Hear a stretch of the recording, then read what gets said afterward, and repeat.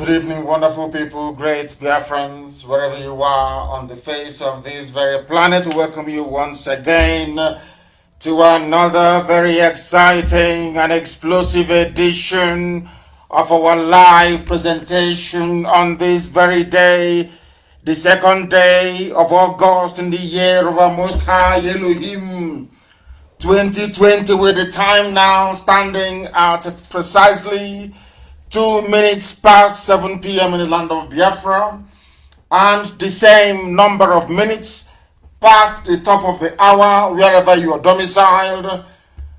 We say good morning, good afternoon, good evening, and good night to some of you, because right across the face of this very planet, men, women, and children are gathered to listen to this very gospel this evening. As always, do not forget your pen and your paper, because today we shall tutor, we shall lecture, we shall educate, and we shall teach, as it has become customary for us to do here on this very platform. My name is Nnamdi Kanu. I am the leader of the indigenous people of Biafra all over this very planet Earth, the director of Radio Biafra and Biafra Television, and by the very special grace of the Most High, Chukwukika Biama Brumi Henine, a servant of the wonderful people of Biafra. And as I welcome you, please, this very fine evening, I ask you to welcome those who are around you. You can get us via my page on Facebook at Mazen Nnamdi Kanu.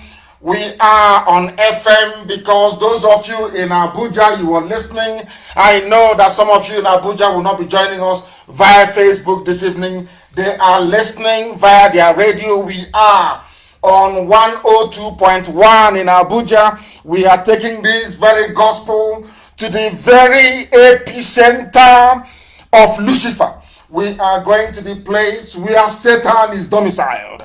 And this evening there will be light in Abuja, I assure you. Light of the enlightening kind, not the one that comes from NEPA, because this one you can never ever extinguish.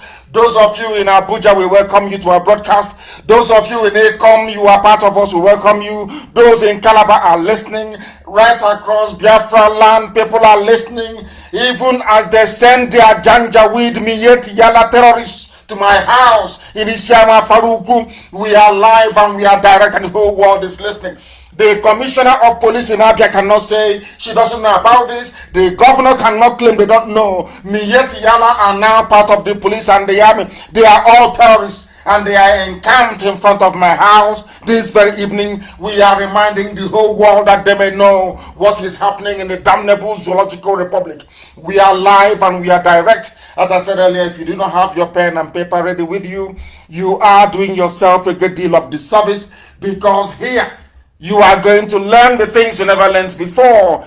Because of the nature of our program this evening, I will not take much of your time in our usual intro. I will proceed very quickly to go and pray, because we need to pray. Chukwukika Biama is in heaven. We give him every adoration and every glory. This evening we are going to pray from the book of Psalm.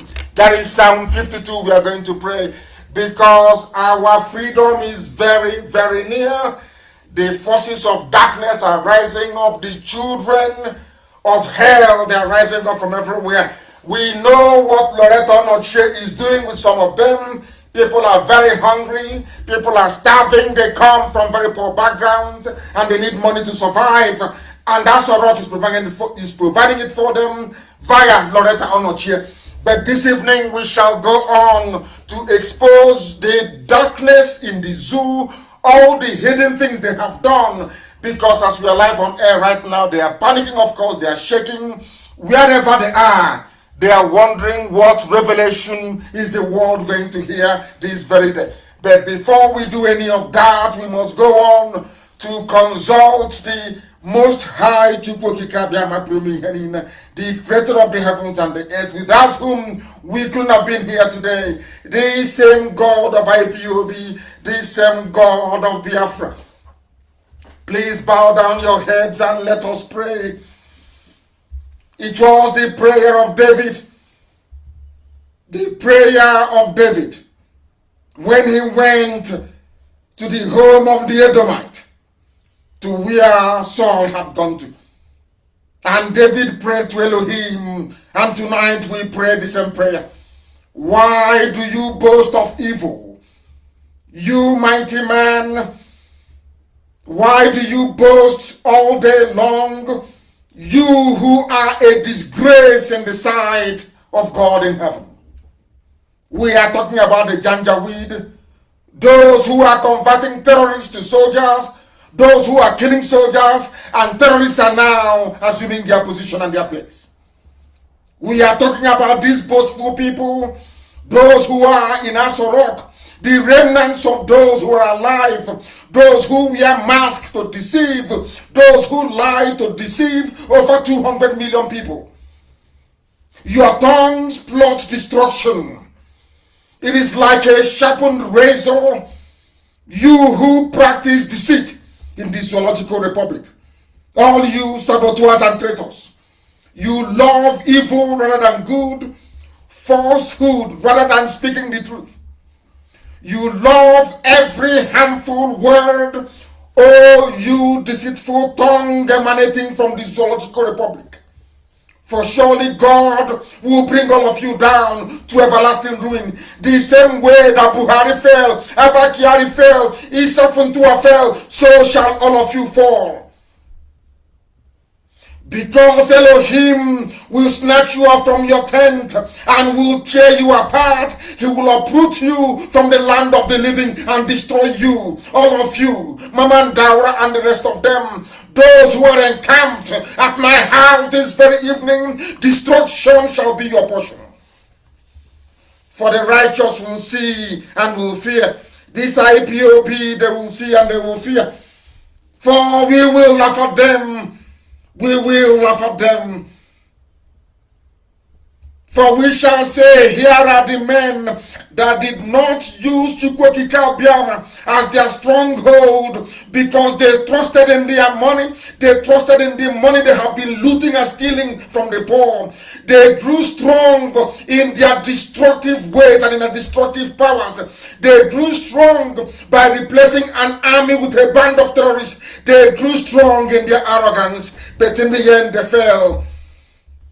But we are like an olive tree, flourishing in the house of God, this IPOB.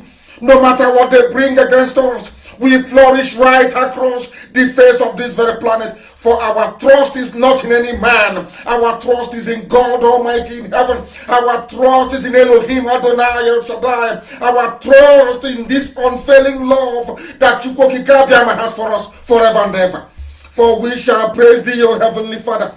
Forever we shall adore your holy name, for all our hope rests in thee. For Biafra has come in our time.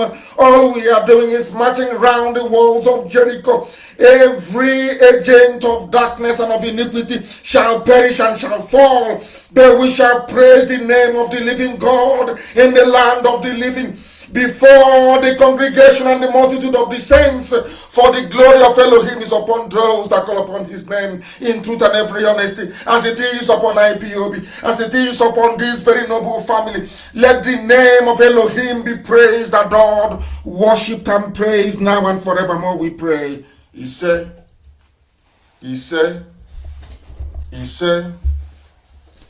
we must preach this very gospel, that heaven may bear us witness.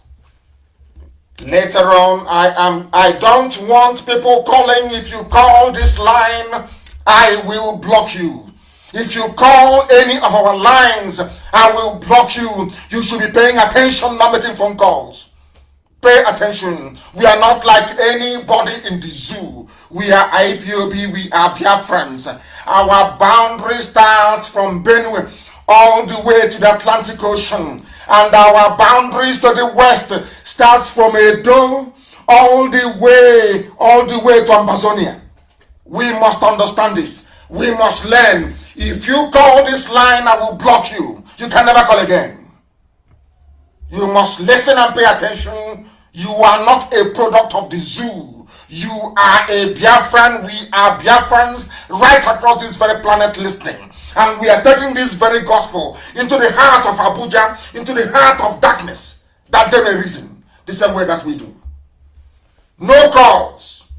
If I have to speak to you, I will be the one to call you. If you call this line, you will be blocked.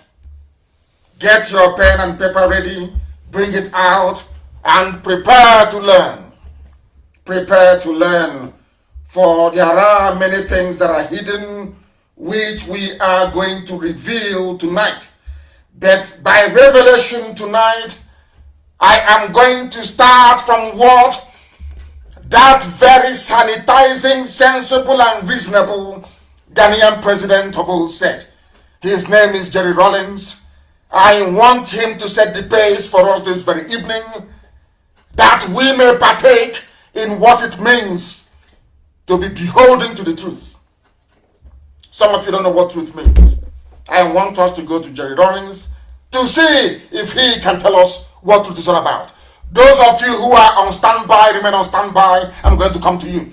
I will preach this very gospel first, and then I will go that the world may know the history of Edo State that they never knew before. That the world may know that we are all Igbo people. That the world may know we are from one family. That the world may know that this boundary, wherever you find a woman tying two-piece wrapper, it's not only genuine, it is real. That the world may know how the throne of the Oba of Benin came about. That they may know that we were there before they came. That they may know that the boundary of Biafra is actually inside Ondo State, sorry, inside Ogun State. Was it Ondo? Ondo State. Because after Edo State, you have Ondo. That is where our boundary is. And this evening, we are going to prove it beyond every conceivable doubt. Beyond every reasonable doubt. Nobody will be left behind. I repeat, I said, nobody will be left behind. Not at all. We are taking everybody in this family is coming with us. Everybody. It was today before I came on air that I discovered, do you know Inesian? Ubiaja, that is the proper name. Do you know they have 4 market days? Are people aware of these things? Do you know that the Oba of Benin opened his mouth and confessed that his progenitors came from Ile-Ife? Are you aware of that? And that they met people inside the land of Edo when they came there. Not even Edo.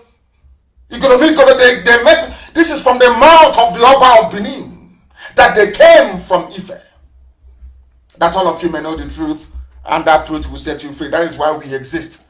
That is why we preach this very gospel unadulteratedly, and that is why we are without fear before any bagger. They have not given birth to you. And very soon, as of that, the world will know how serious we are. Let us, first of all, I want people to appreciate what it means to be truthful. And appreciation of because a black man cannot appreciate truth. A black man is the embodiment of evil. They don't know what truth means. Let me go to Jerry Rawlings. That Rawlings may tell us in his own understanding what truth is all about. Listen.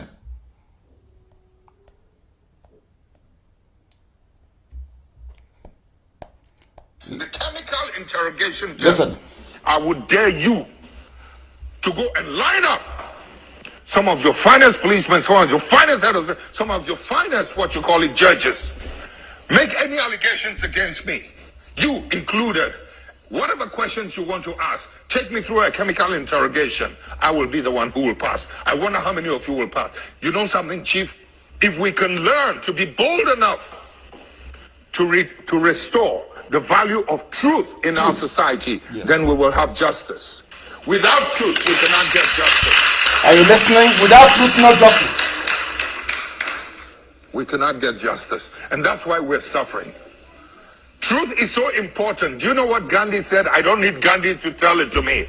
Gandhi said he was looking for truth in God, only to discover that God was in truth. How beautiful. How beautiful. Did you people hear that? When people have issues with the way we preach this very gospel, it is because they cannot comprehend the truth. This is from a man that every sensible, or should I say conscientious person in the damnable zoological republic is pleading and begging for one military officer to emulate. This is Jerry Rawlings, the man responsible for cleansing and sanitizing Ghana till this very day. That Ghana is sensible today is down to this very man. Do you know what he did? He killed every corrupt individual in Ghana. That is why Ghana is sensible today. What this very important man is saying is that truth is essential in everything you're doing in life. And Jerry Rawlings went further to say the absence of truth means the presence of injustice. The reason why people are suffering in the damnable zoological republic is because there is no truth in the system. Is because an average Nigerian do not value the truth. And that is why there is injustice everywhere. That is why there are killings everywhere. That is why terrorists are replacing soldiers in the army. That is why terrorists are replacing police people. That is why a terrorist organization can rise up and say, we are floating a vigilante right across the whole nation, when you know that that vigilante is army and police. The Minyetiala vigilante is army and police. They used to kill. Have you seen all the people with fake army uniforms and fake police uniforms all over the place? Fulani people from right across the Sahel wreaking havoc on the lives of people. Yet you cannot speak. Yet you cannot talk. Now you understand why we are very, very important in your lives. Why even as of today, people of Nasarawa are beginning to recognize that we are fighting for the liberation of everybody. We want Biafra, yes, but we want others to be free as well. We want everybody to be free. You cannot be free when you are living in lies. You cannot be free when deception is part of your daily existence. You cannot be free when you abhor the truth. Only truth can set you free. Even Rawlings knows. Him of all people ought to know. And when you claim you believe in God, the only thing that you can see in God is truthfulness. Nothing more, nothing less. Only truthfulness. If you cannot find truth in God, it means you are not a human being. It means you are not a truthful person. And once it is recognized that you are not a truthful person, you are not deserving of justice. That is why the zoo, Nigeria, they don't deserve justice. Nigerians don't deserve justice. That is why there is impunity. That is why there's so much stealing and corruption. And that is why there is retrogression and backwardness. That is why nothing seems to be working. That is why people are suffering. And that is why they are dying. Because they abhor the truth. And the scriptures made us to understand that you shall know the truth, and that truth shall set you free. That is why we are here this evening, to preach this very gospel uncompromisingly, that the world may know. And where are we going to start our gospel this very day? We started from the very old problem, because we must be truthful to ourselves. If you are not truthful to yourself, there is no way you can get out of the mess you're in. Let me give you a very simple example for those who do not know. When you're sick, you have appendicitis threatening to rupture in your stomach, and you go to the doctor and you say to the doctor, oh no, I have toothache. And the doctors will be spending their time battling with toothache, whereas the problem you're suffering from is in your stomach. As you're busy lying, the appendix ruptures, contaminates your entire alimentary canal, and if you are unlucky, you will die from it.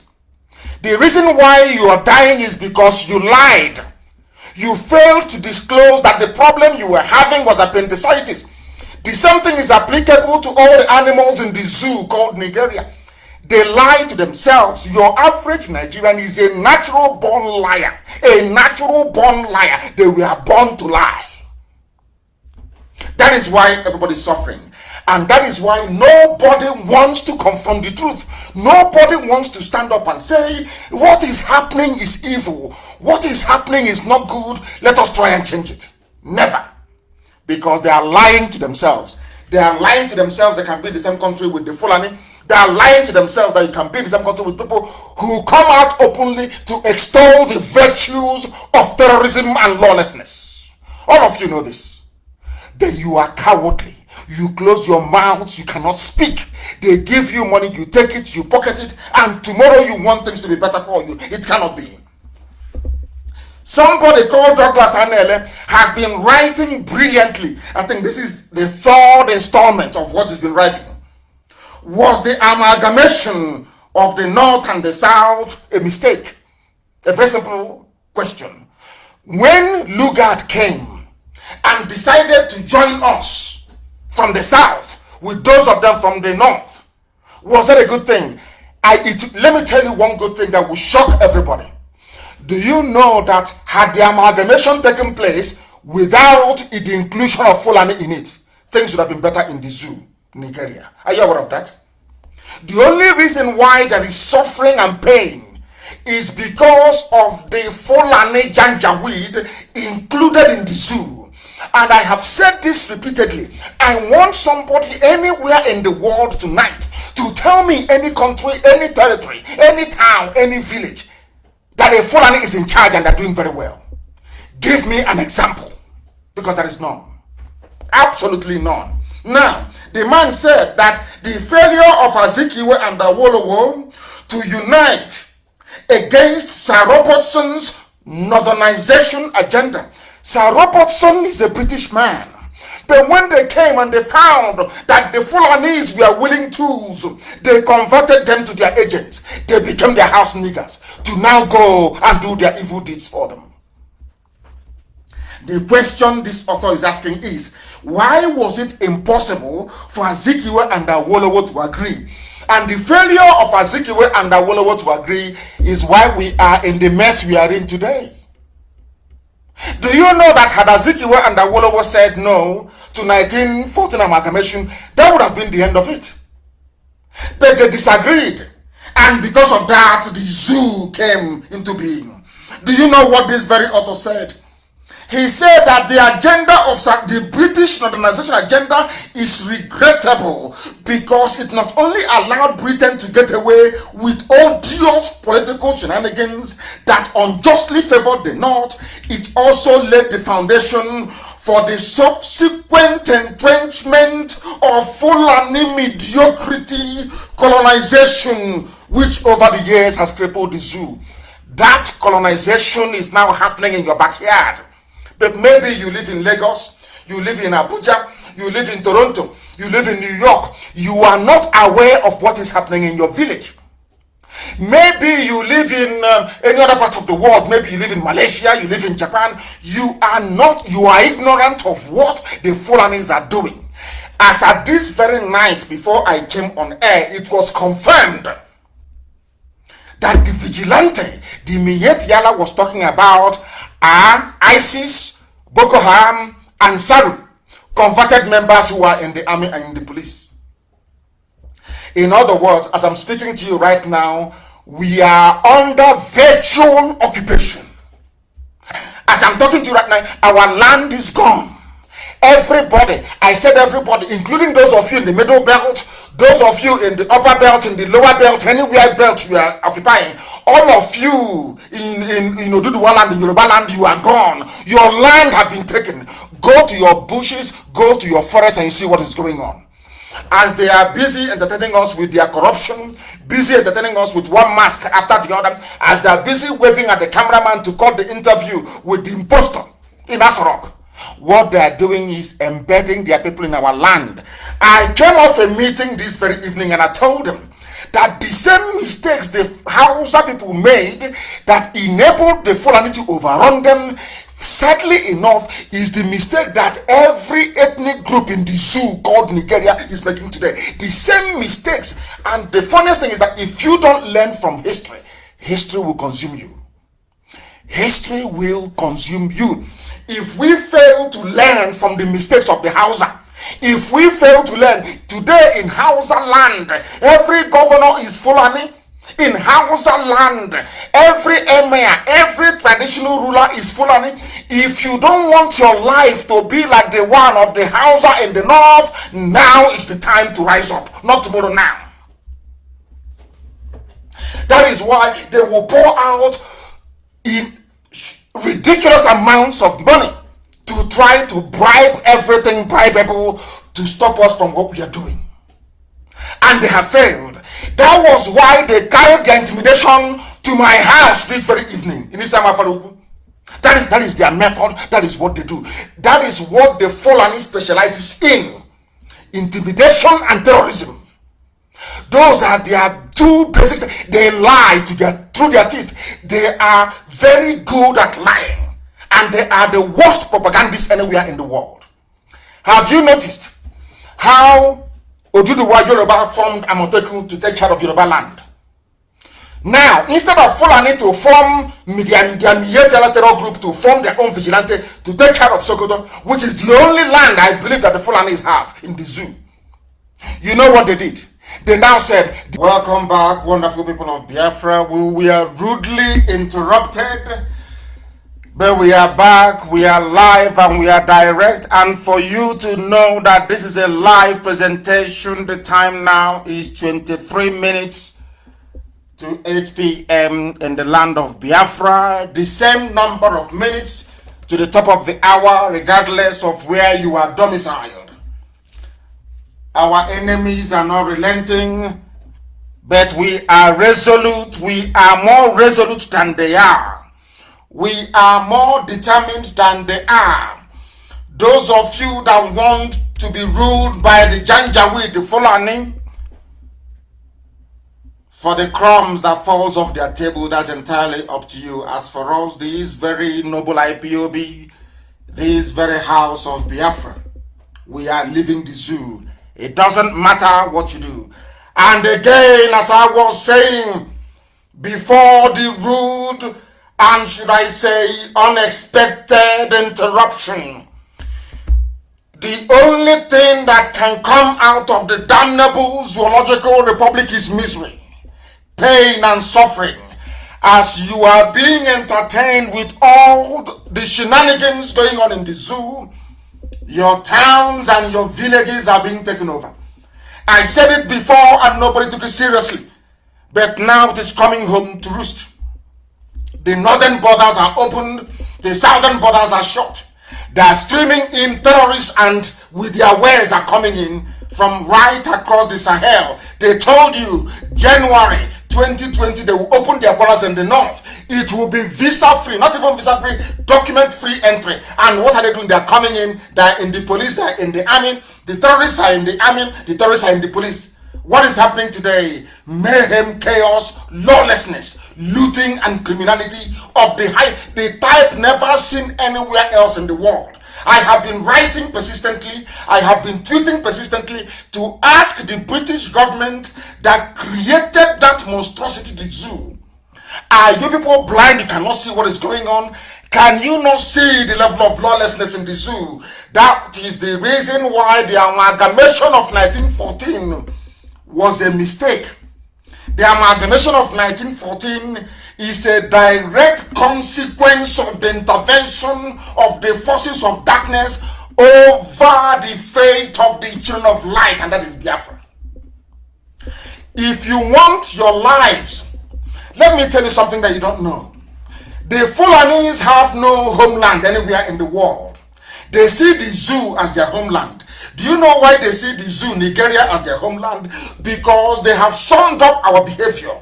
They understand that with a little bit of money, once you give the politicians and their elders money, they sell you down the drain. The same thing we did during slavery. The Fulanis now know that with money, they can buy up everybody. And that's exactly what they're doing. And that is why your village, I'm sorry for some of you, by this time next year, unless you support IPOB and what we are doing, your villages will no longer exist. I'm telling you the truth. They will be taken over by the Janjaweed. And let's see then what you're going to do. And meanwhile, it is about peaceful, them and their lives, peaceful coexistence. Let's coexist peacefully. Meanwhile, terrorists are in the army. Peaceful coexistence. Meanwhile, patriotic soldiers are being killed by terrorists. Let us live peaceful cohabitation. And they are taking your land. Peaceful cohabitation. Your mothers cannot go to the farm anymore. Peaceful cohabitation. Checkpoints everywhere killing people. Peaceful cohabitation. And your lives are being drained away. Those are their lies. People, sometimes you cut off your nose to spite your face. Because perhaps some of the idiots before, my happiness is that a majority of our people understand what we are doing and they are in support of, I said 99.9% of our people. Forget those being controlled by Loretta Onochie. They are doing what they're supposed to do because they will always sabotage us everywhere. But what I want to reassure each and every one of you is that from the beginning, the Fulanis never wanted the zoo, Nigeria, to be one. They never wanted independence. They preferred the white man to be ruling them. From time, they brought out themselves as the house niggers, and Britain rewarded them for their loyalty and servitude. And we are suffering. Nobody, I think I saw somebody tweet today about revisiting 1914. That is how sensible, reasonable people ought to behave. This our brother has been asking this question all the time. All the time. Those who were at the forefront of independence for the zoo, Nigeria, we are all southern politicians. Anthony Nahor, Nnamdi Azikiwe, Awolowo, and all the rest of them. In the north, can you, these people trying to educate you about the love of zoo, Nigeria, they are the ones that went to a conference in Lagos and walked out and said, if you don't allow a white man, the British, to continue to rule these black people here, including us, then we don't want Nigeria. Fulanis opened their mouth and said they want to be slaves to the British. And as a reward, Britain gave them the zoo to manage for them. That is the reality today. Ask yourself, what did Jonathan do during the time of Jonathan, before Obama connived with Cameron to remove Jonathan? Everywhere in the world was, oh, Nigeria is bad, the corruption, the government is failing. But now, not only do you have corruption, you have terrorists, killers and murderers in the army. The government is taking murderers and killers and putting them into the army. Not only that, you are hearing about the type of looting that will make you vibrate. A woman, Sadia, whatever her name is, took 850 billion, squandered it. Olisabetu is in jail for 400 million naira only. She's Fulani. All of you are there, everybody, both Yoruba, Oduduwa, both all of you from Biafra land, every ethnic nationality, they made all bounds. How many are these Fulani people? Let me ask you a simple question. All these Fulanis, they make sure you don't have electricity. Some of you don't know that the lack of electricity is a deliberate government policy to impoverish everybody. So you don't know that? They used what I call the maxim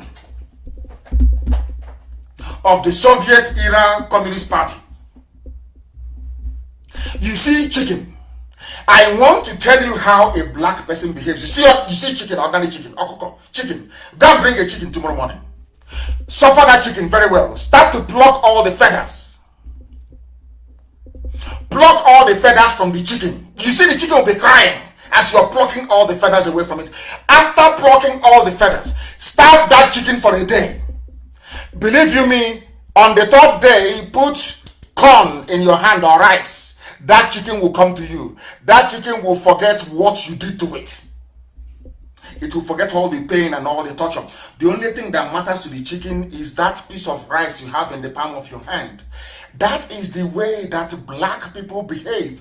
That is the way that the British made us behave. That is the way that the Fulani Janjaweed is making us behave today. No matter what they do to us, it doesn't matter how much they rape our daughters. It doesn't matter how many of us they abduct. It doesn't matter if you cannot get from Zaria to Abuja or from Kaduna to Abuja. It doesn't matter how many bandits you have. Nothing shocks us anymore. No amount of bad news is even going to move us anymore. As long as we are hungry and we are crying and we are asking, let us feed the stomach. I said this thing before about black people. When we started this very movement, I said to the whole world that the problem you have in Africa is that a black man can never put away the need of the stomach in order to pursue the liberation of his soul. He will always put the stomach first. And that is the mess we're suffering today.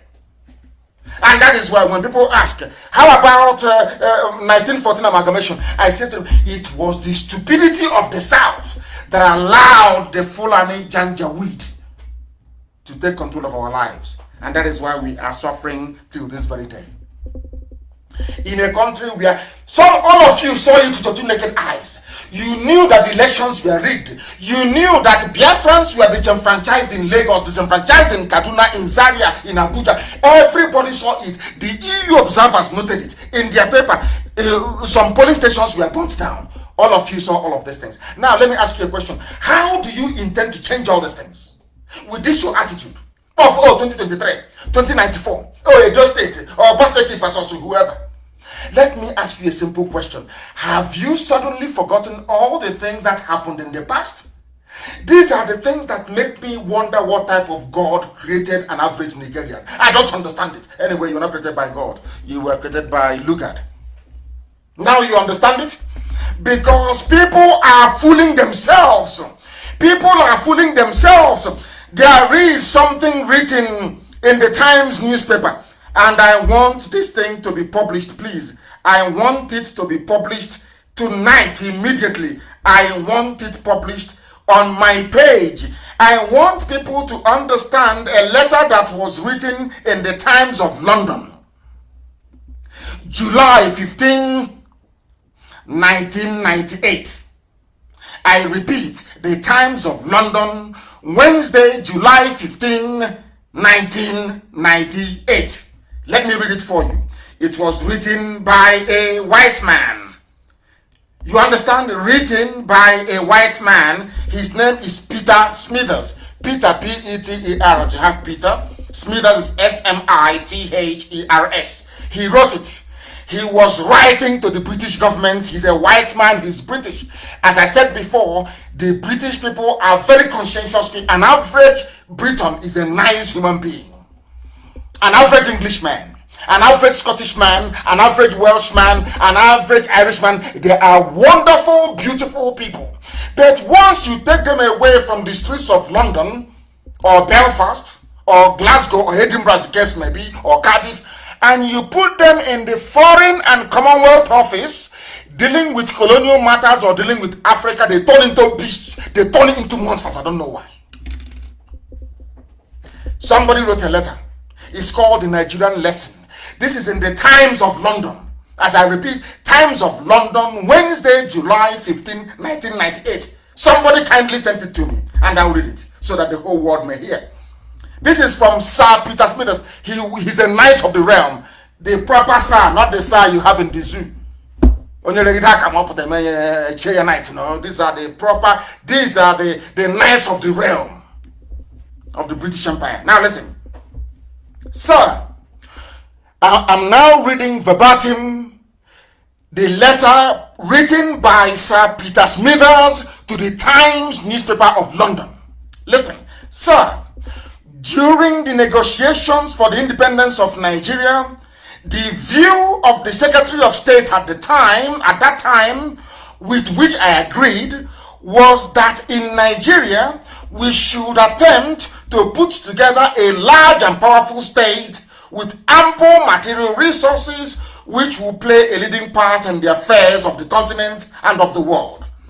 This was attractive, but it involved forcing several different ethnic and cultural groups into a single political structure.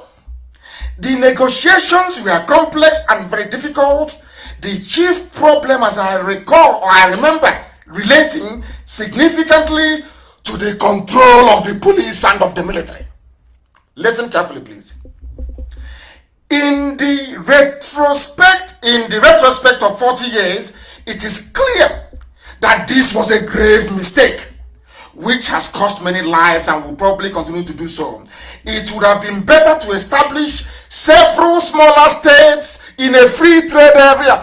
Even some British people realized after 40 years of failed experiment called Nigeria. Sir Peter Smithers, who worked in the zoo colonial desk, he is writing, we wanted to build a country that is so big that we can control, more or less. And that very big country, our problem then was who to give the police and the army to. And they gave it to Fulani. The man is now saying, with hindsight, after 40 years, many people, he wrote this thing in 1998, not 2020, 1998. This white man knew that Fulanis were using army and police to kill people in 1998. He said, after 40 years of this experiment called Zoo, Nigeria, that they created, that it is a mistake. White man is a mistake. Now, he said, we should have gone for small states. Now, this goes back to Aburi conference. Our people should be able to reason. This was the reason why Britain said no to Aburi, because Aburi was about confederation. Ojukwu went to Aburi, agreed confederation, came back home in Enugu, and Gowan launched a war instead of implementing that Aburi that would have allowed smaller nations to emerge, but in a free trade zone called Nigeria. Gowon said no because British told him to say no. Because Britain wanted a large country that has influence in Africa that they can control, but to achieve that control, they needed to place the military and the police in the hands of the Janjaweed, Fulani, Miyetiala. And that was what they did. And that is why we are suffering till today. This man said people are dying. Let me continue. In exculpation, it must be said that we did not then have the examples of the collapse of Yugoslavia and of Soviet Union before our eyes. In other words, the man is saying that Nigeria, the zoo you have, Nigeria, Nigeria to some of you, is the same thing as Yugoslavia, the same thing as Soviet Union. And it is bound to collapse. That is what this man is lamenting in 1998. He is saying, we did not have the benefit of the collapse of Soviet Union or Yugoslavia to tell us what to do in the case of the animals in the zoo, Nigeria. Are you listening? This is from a British man, a high-ranking officer. He is a sir, he's a knight of the realm, Sir Peter Smithers. I will continue. It should now be clear for all, but the willfully blind. This is how intelligent this man is saying. It is clear to everybody, to both cockroach and rat, okay, Mochicha, everybody knows it is clear, unless you're living in denial, unless you are a denier of the truth, unless you are foolish. This is from a white man, please, not me. Unless you are willfully blind to see that it is extremely dangerous to force diverse racial and social entities into a single rigid political structure such as that which is being built upon the foundation of the Maastricht Treaty. This man was saying the reason why Britain left the EU, the reason why Britain opposed, some of you don't know what is Maastricht Treaty, but I will tell you some other day. It was a treaty of European Union that Britain refused to sign. This man is saying the same mistakes of the past we are about to repeat. What is that mistake? To willfully join together. He said it is extremely dangerous. A white man is saying is that Nigeria as it exists today, Nigeria, is extremely dangerous because you are forcing diverse racial and social entities into a single rigid political structure that is unsustainable. Now, recent history, according to this man, Peter Smithers, sir, of course, he's a knight of the realm. Recent history suggests that it would be best to complete the development of the common market and to call a halt to political integration in Europe. These are the people of Brexit. They don't want Britain to be a part of one big political superstructure. The man is saying the same thing we built in Nigeria that is costing lives. And who is this man that wrote this? He said, I am, sir, your obedient servant, Sir Peter Smithers. Listen to his title. Parliamentary Private Secretary to the Minister of State and the Secretary of State in the Colonial Office from 1952 to 1959. And he lives in Vico Makote in Switzerland. Are you listening? These are people that knew that putting a country together, people of diverse social backgrounds. In Igbo land, am I the same thing with a Fulani man? The answer is no. I am related to Efik, to Ibibiu. I'm related to Eshan, as they call it, Upiaja. I am related to Igoromigo, the people who are there. I have relationship with Urobo. I know I can relate to Isoko culture. I can relate to Ishekiri culture. But can I relate to Fulani culture? The answer is no. Maybe even to an extent, I can relate to Yoruba culture, Yoruba culture, to an extent. But do you think I can ever relate to Fulani culture? Of course the answer is no. Because Fulani runs a feudal system, a rank-added system, where one big man stays at the top and gives you tea in the morning and ask you to go and stone somebody and you go and do it. That's what they do. Do you see the difference between an egalitarian society and one that is so structured that order will come from the emir or from the sadiki or whoever? We are not like that. That is not democracy. And that value system was what the Fulanis brought to Asorok. These are the things that your so-called social scientists and your political analysts don't understand. What is playing out in Asorok today is the same Janjaweed feudal system, where one person stays at the top and just keeps distributing money that they did not work for. Money that they didn't earn. That is what is happening in the zoo. That same thing was what they brought to the center in Asorok, and some of you are too blind to see it. When we tell you that the zoo, Nigeria, is unworkable, try to understand there is no nation on this earth where you have divergent values, divergent cultures and traditions welded together into a nation. Is a lie. People might say to you, oh, how about USA? Everybody is there. Yes, but if you're coming into USA, you are swearing an oath of allegiance to the Constitution. That Constitution is an Anglo-Saxon Constitution.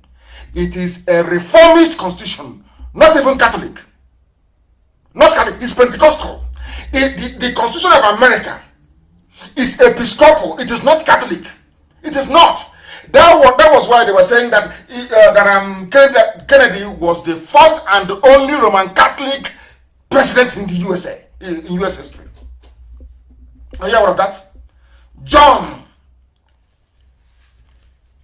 Fitzgerald Patrick Kennedy is the only Roman Catholic, in fact, people were speculating that he was killed because of his Roman Catholicism. Because the US Constitution is more Lutheran, reformist.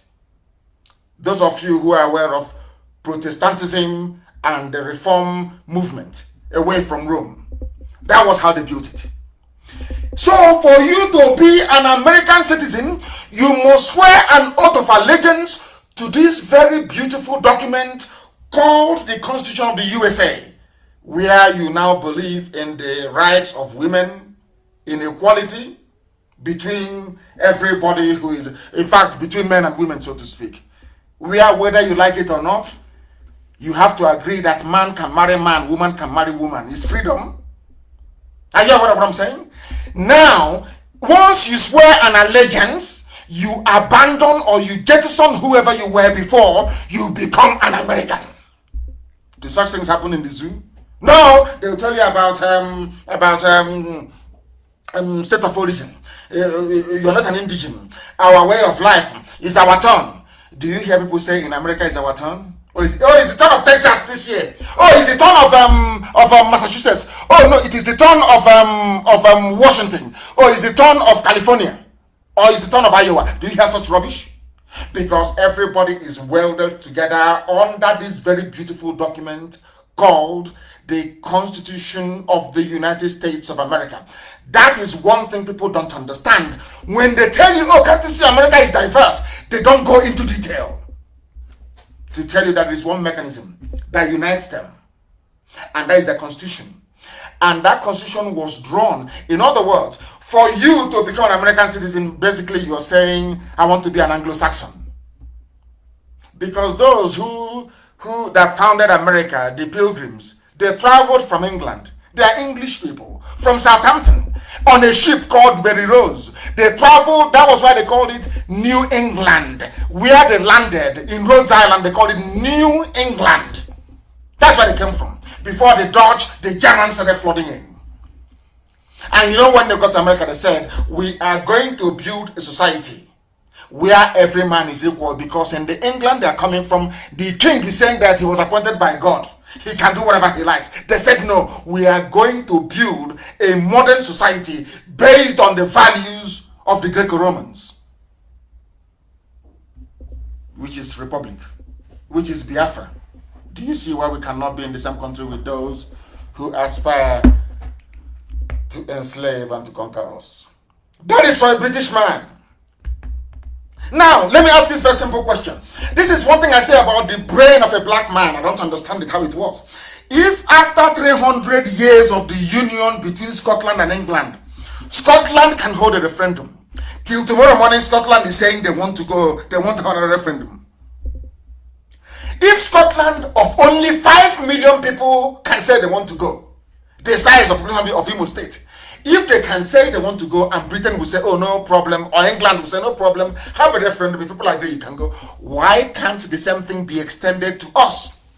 Now that is what I call proper British racism. Oh, you are giving or considering referendum to Scotland because they are white people. You are saying no to Biafrans because they are black. I need people to understand this. And it is quite bizarre that till today, anything Britain says, it's what goes. Now, I want to ask people, if that is the case, if anything that Britain says goes in the zoo, Nigeria, tell me where your freedom lies then. Where is that freedom you claim you have? To have your own passport, to have your own flag, and all the rubbish that comes with it. A very simple question which zoo people can never ever answer. Scotland has the right to be free, but not Biafra of over 70 million people. Tell me what type of race you're doing. Black Lives Matter. Tell me what other form of racism is worse than that one. So, whites can be free in Europe. They can be free. Scotland can have devolved parliament. But in Britain, no, we need Nigeria to be one. Always one. Why? Because you're God. Because you're white, you're British, you're God. You decide what happens. You decide who lives and who dies. You're playing God. Ordinary, now I won't say ordinary, Scotland is very great, of course. Scottish, only 5 million people, they can be free if they want to be. Biafrans, 70 million. You cannot be free. And people fail to see these things. Our people fail to understand the implications of all these things. That is what disturbs me. That is what leads me all the time to question the quality of education that some of your PhD holders even have. I question it. The right to freedom of association, which is what we are doing in IPOB, is fundamental. When you take away a people's right to choose freely, you force them into violence. I want to make this very clear tonight. They've been pressing us. They are in my house this evening as I'm preaching to you. They are forcing us, and all their friends and their cohorts will not see it. All their friends all over the world, nobody, even Sabo, they have all gone blind. You can see the intimidation. You can see the killings, well documented from time. No one has been held responsible for war. No one has been held responsible for National High School Aba massacre. No one has been held responsible for the Isiama Foruku massacre, Operation Pattern Dance. People can see these things. They choose to turn a blind eye. Our madness will start very soon. And when it starts, I have all these things documented. When you talk rubbish, I will bring out one and I'll show it to you.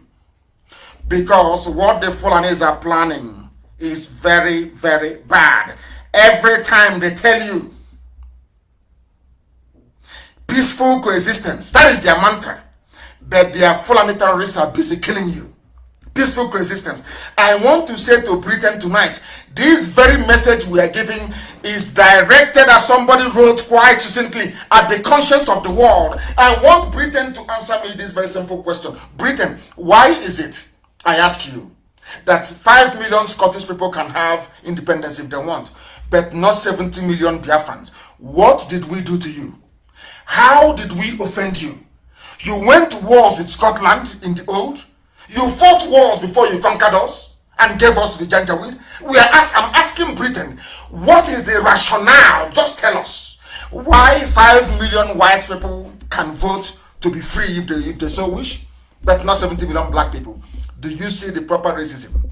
Do you see why we're against BBC and BBC and all the rest of them? Do you now understand? Can the Efulefus and the traitors understand what we are saying? Because perhaps your brain is so tiny. You have no brain, you have no capacity to comprehend.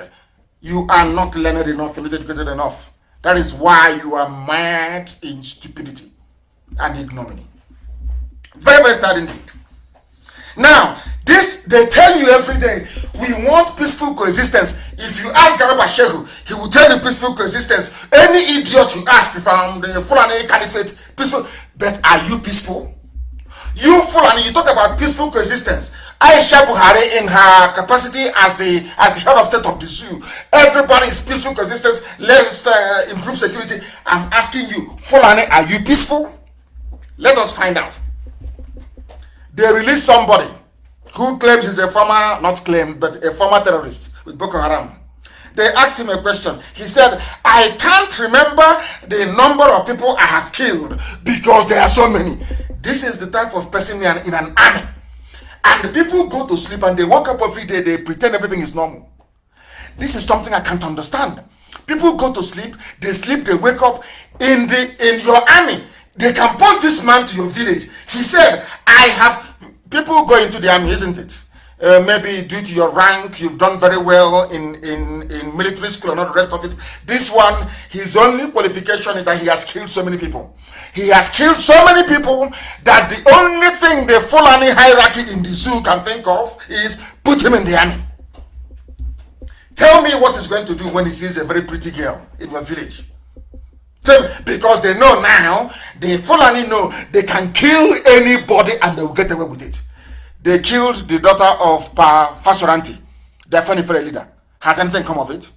I think people made noise on Facebook and on Twitter. All of us, we are writing, Pa Fasoranti's daughter is dead. Did anything come of it? No, nothing. Now the Fulanis, they understand, as long as the Daddy Britain is there to protect them, because anytime something happens in the zoo, the international protocol says that you first go to the colonial master. Anytime there is a problem, you must first consult the colonial masters. I learned this lesson in 1997. I went to the USA ambassador's residence in London, Grosvenor Square then, 1997. I went there with my good friend Ifeanyi Irebu. We met the man who is in charge of the Africa desk. His name was Walter Fulmer, PhD of course. Dr. Walter Fulmer.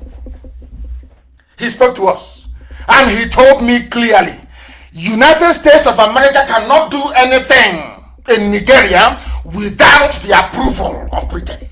Face to face in 1997, I will never forget, 1997, September, I was there with somebody, Ifeanyi Irebu. We went to the same unit together. He was a year behind me at now is London Metropolitan University. He read politics. I did politics and economics, political economy. Ifeanyi Irebu, I left. Oh, Chineke, my goodness. He told us we cannot do anything without the say-so of the British. Face to face. The places we have been to, the things we have seen on behalf of Biafra, you won't believe it. You can't believe it. Now, let me tell you something you don't know.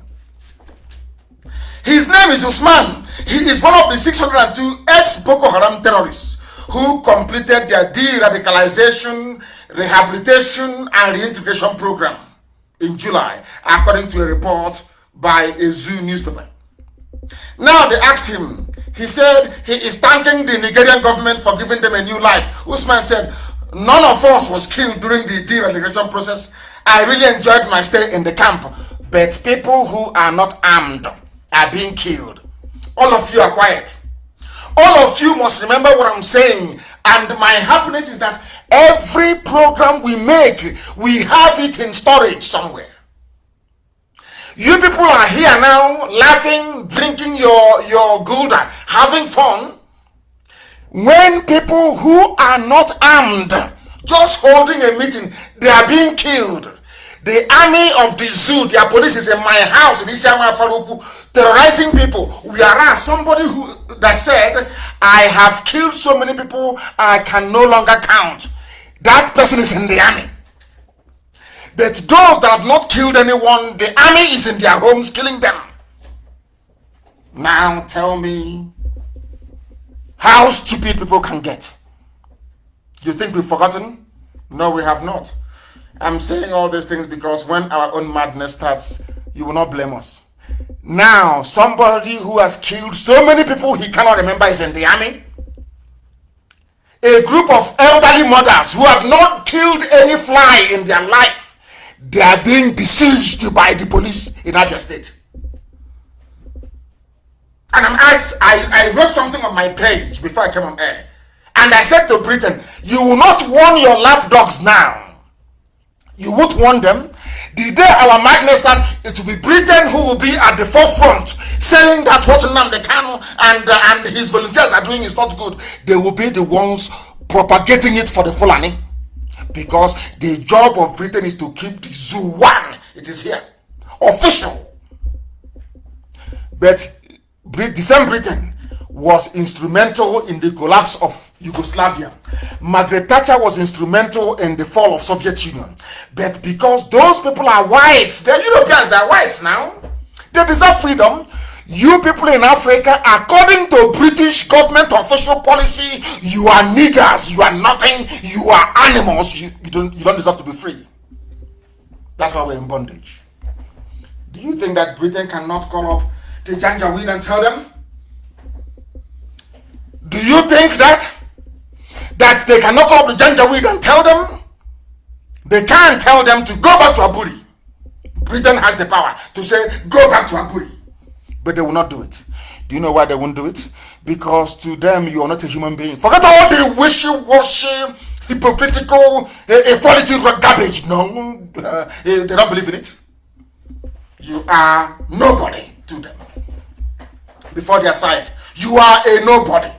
That is why the army can go and recruit murderers and killers. Has Britain complained? No. Has anyone complained in the world? No. Have you heard of European Union, any world power complaining or saying to Nigeria, how can you bring murderers and killers into the army? No.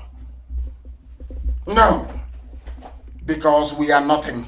Because we are blacks in Africa. Unbelievable. Now I want you to listen to this, please. Very, very important. These are people telling you about peaceful coexistence. That is have this in mind. Anytime Fulani wants to commit atrocity in life, they always come up with a slogan. When the late Buhari took over power in 1983, he said war against indiscipline. Do you know what he did?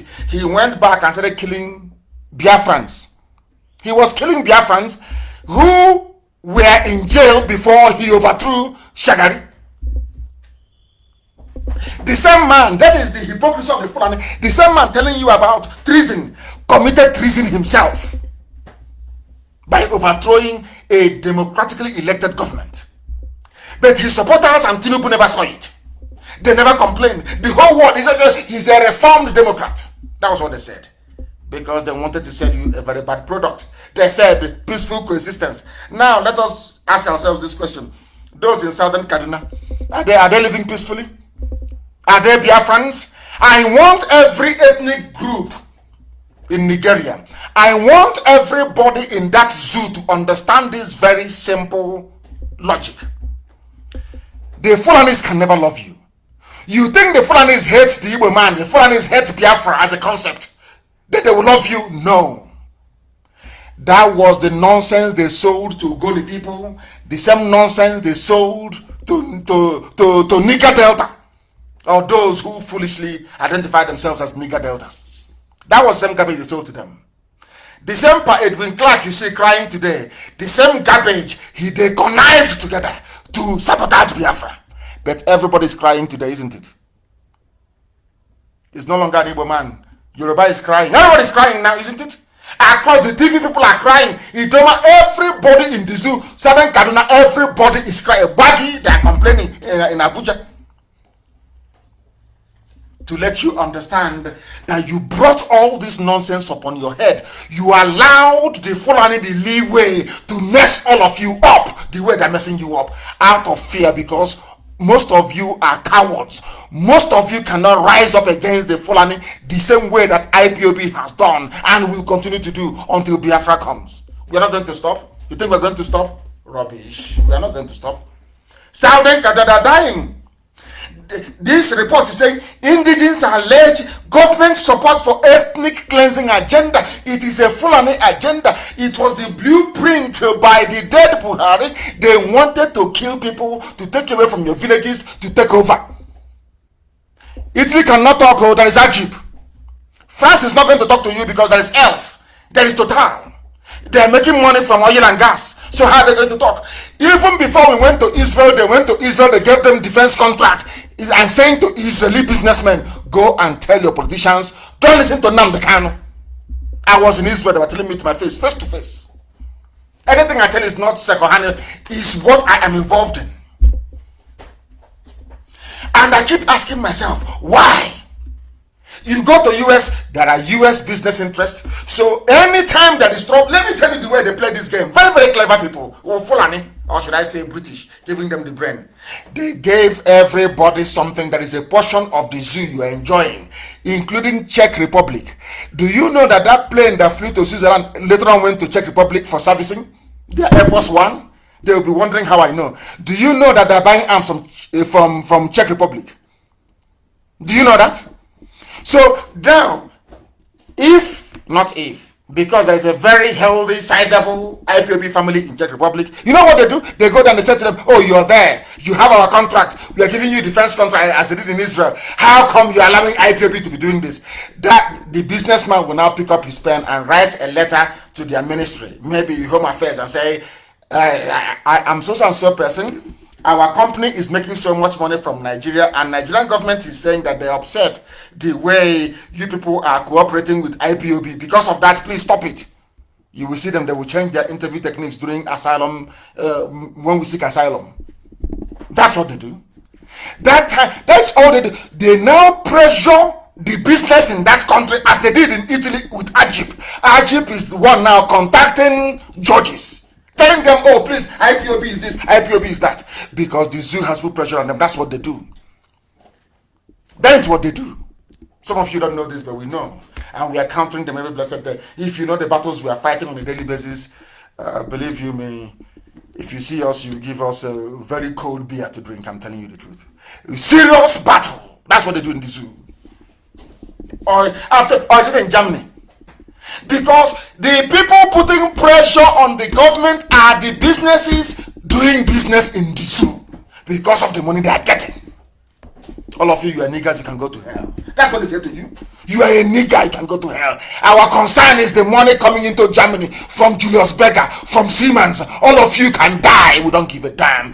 That is why what is happening in the zoo, all of you remember Rohingya. Have you all forgotten Rohingya? Rohingya, because Muslims were involved, because in the zoo Christians are being killed, and to be a Christian is no longer fashionable in the world anymore. Maybe to be a Muslim to be a Christian is no longer something to be proud of. That is why they can kill as many Christians, or should I say Judeo-Christians, as possible, and nothing is going to happen. Nothing will happen. Nothing will happen because, has the Pope spoken? The answer is no. How about Archbishop of Canterbury? No, that one wants oil money. Look at ordinary Rohingya. How many people did is it Burma? How many people did they kill? Is it Myanmar?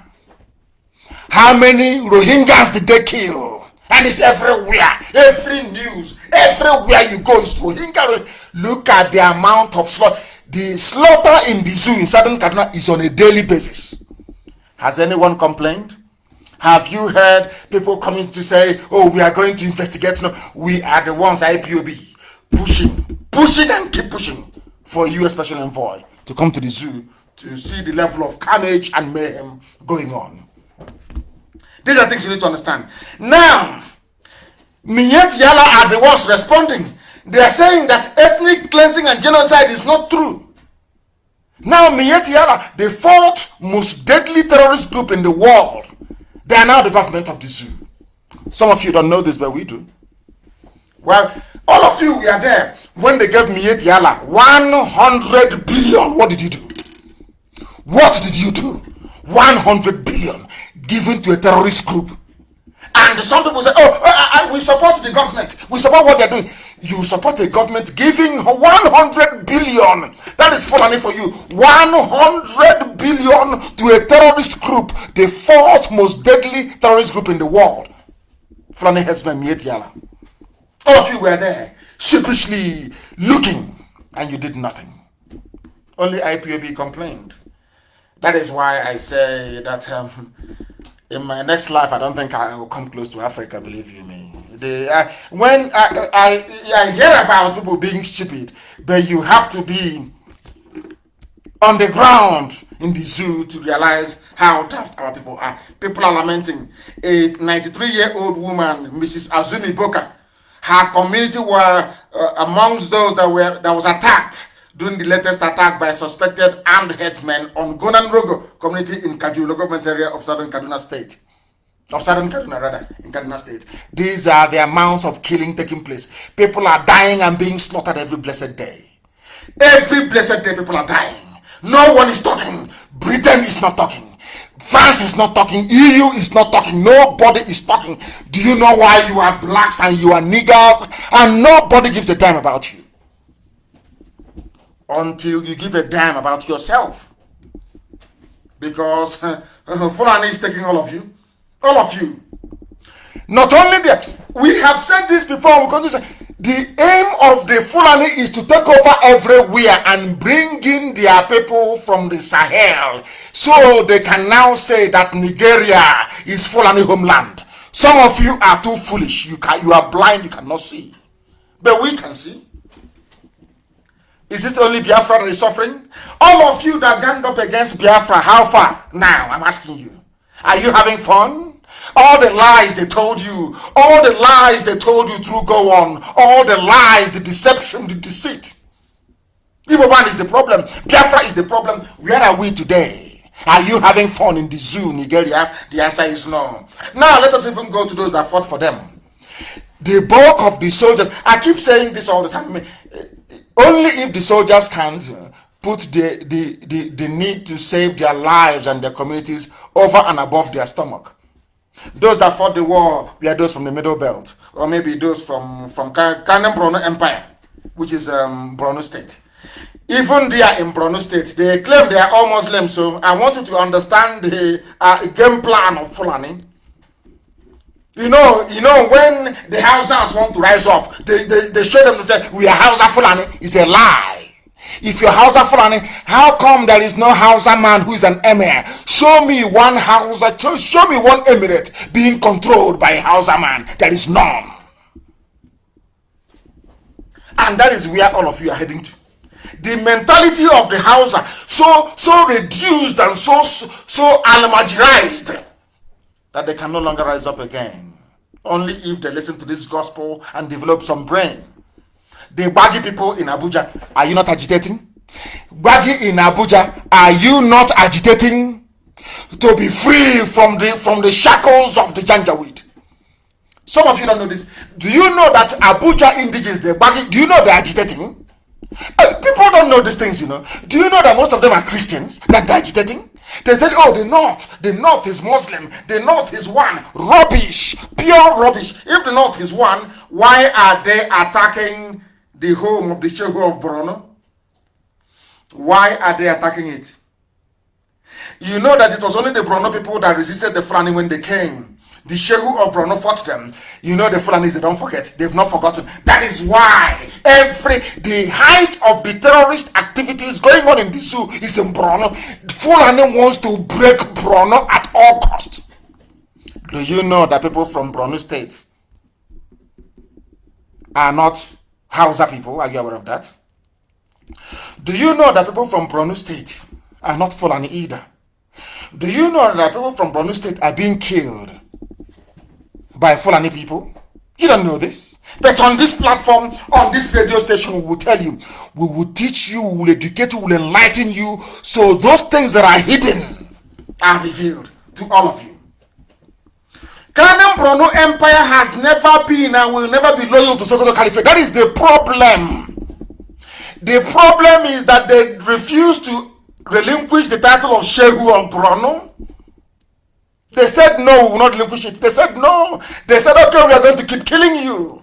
They keep appointing their Fulani emirs alongside the Shehus you have in Borno. Now, some of us think because they're all Muslims, somehow they are one. No, they are not. They are not. That is why the northeast of the zoo has no peace. That is why most of the monarchs they have been killed by Boko Haram. That is why Boko Haram is in Borno, killing them. Who are Boko Haram? Boko Haram are Fulani, Janjaweed by another name. Of course, I do sympathize with them because Muhammad Yusuf was killed by the police. So they have every right to agitate or to get angry. Today they are all calling them terrorists. That is why most of the monarchs you have in Borno are dying. And if you go and do your research, most of the people dying in Borno State are all shehus. No emir has been killed. The people they are killing are the shehus, the original aborigine, the owners of the land are being killed. Owners of the land are being killed in Borno by the Fulani. But you don't know this? Owners of the land in southern Kaduna are being killed. And I keep asking people, Fulani had a madhole. How many are these Fulanis terrorizing all of us? Everybody. How many are they?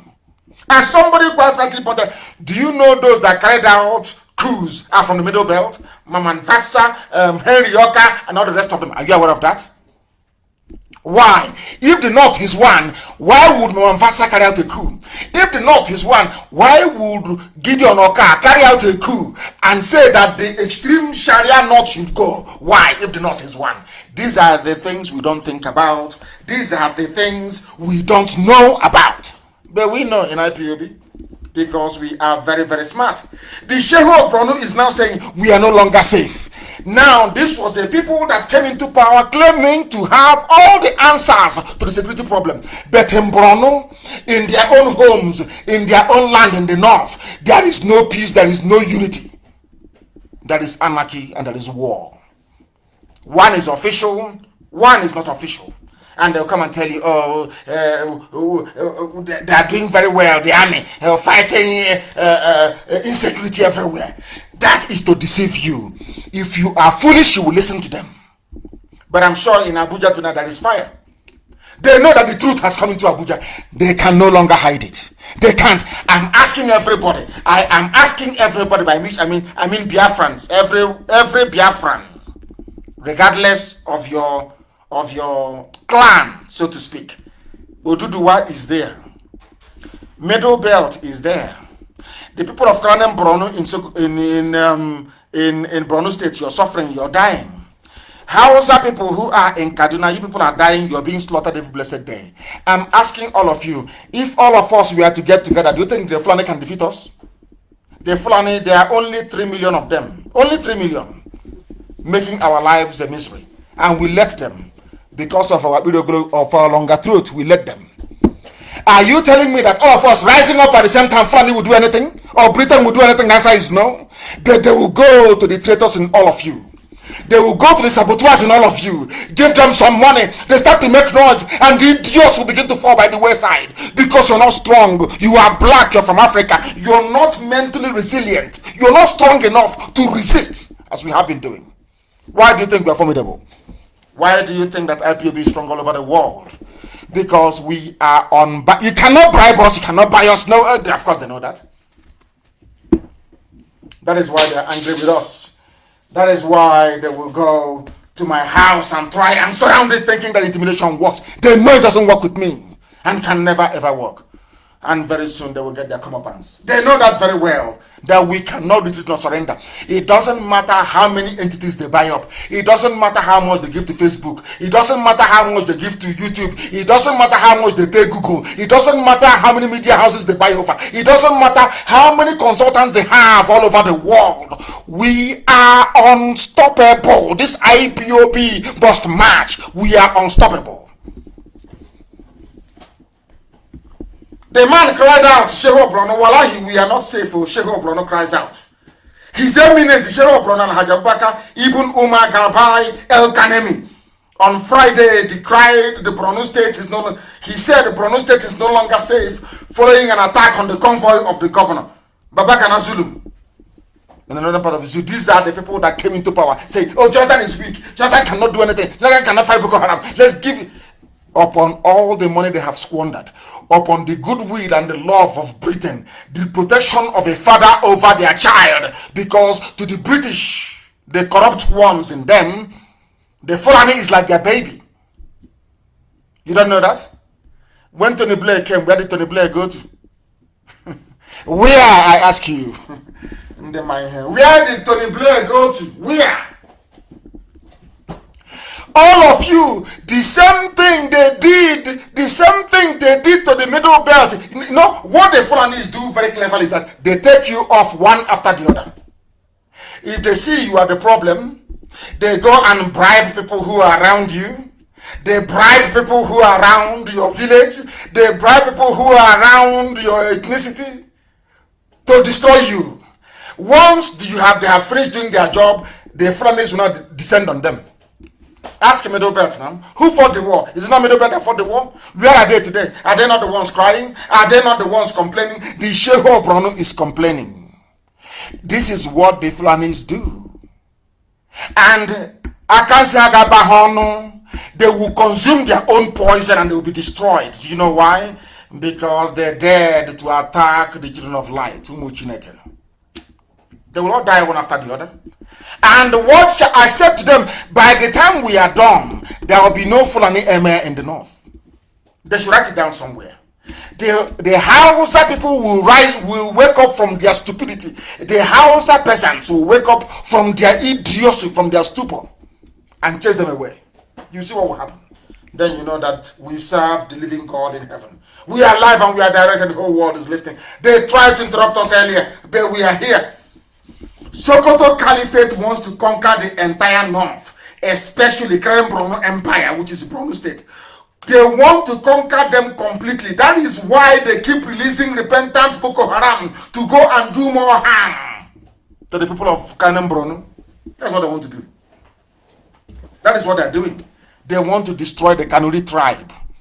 The Kanuri tribe that, you know, when Britain advised them, forge this alliance with everybody. First of all, subdue, attack the Igbos, destroy them first. And that was what they did. What did they do? They went to Kansarawiwa, they went to Adakaboro, they went to all of our people. They keep deceiving them, they keep talking to them, they keep convincing them until they fail. After that, what happened to Kansarawiwa? Who killed Kansarawiwa? The same Fulani. Who killed Adakaboro? The same Fulani. Yet people don't learn from the Niger Delta. They don't learn because their brains are empty. I'm not insulting anybody.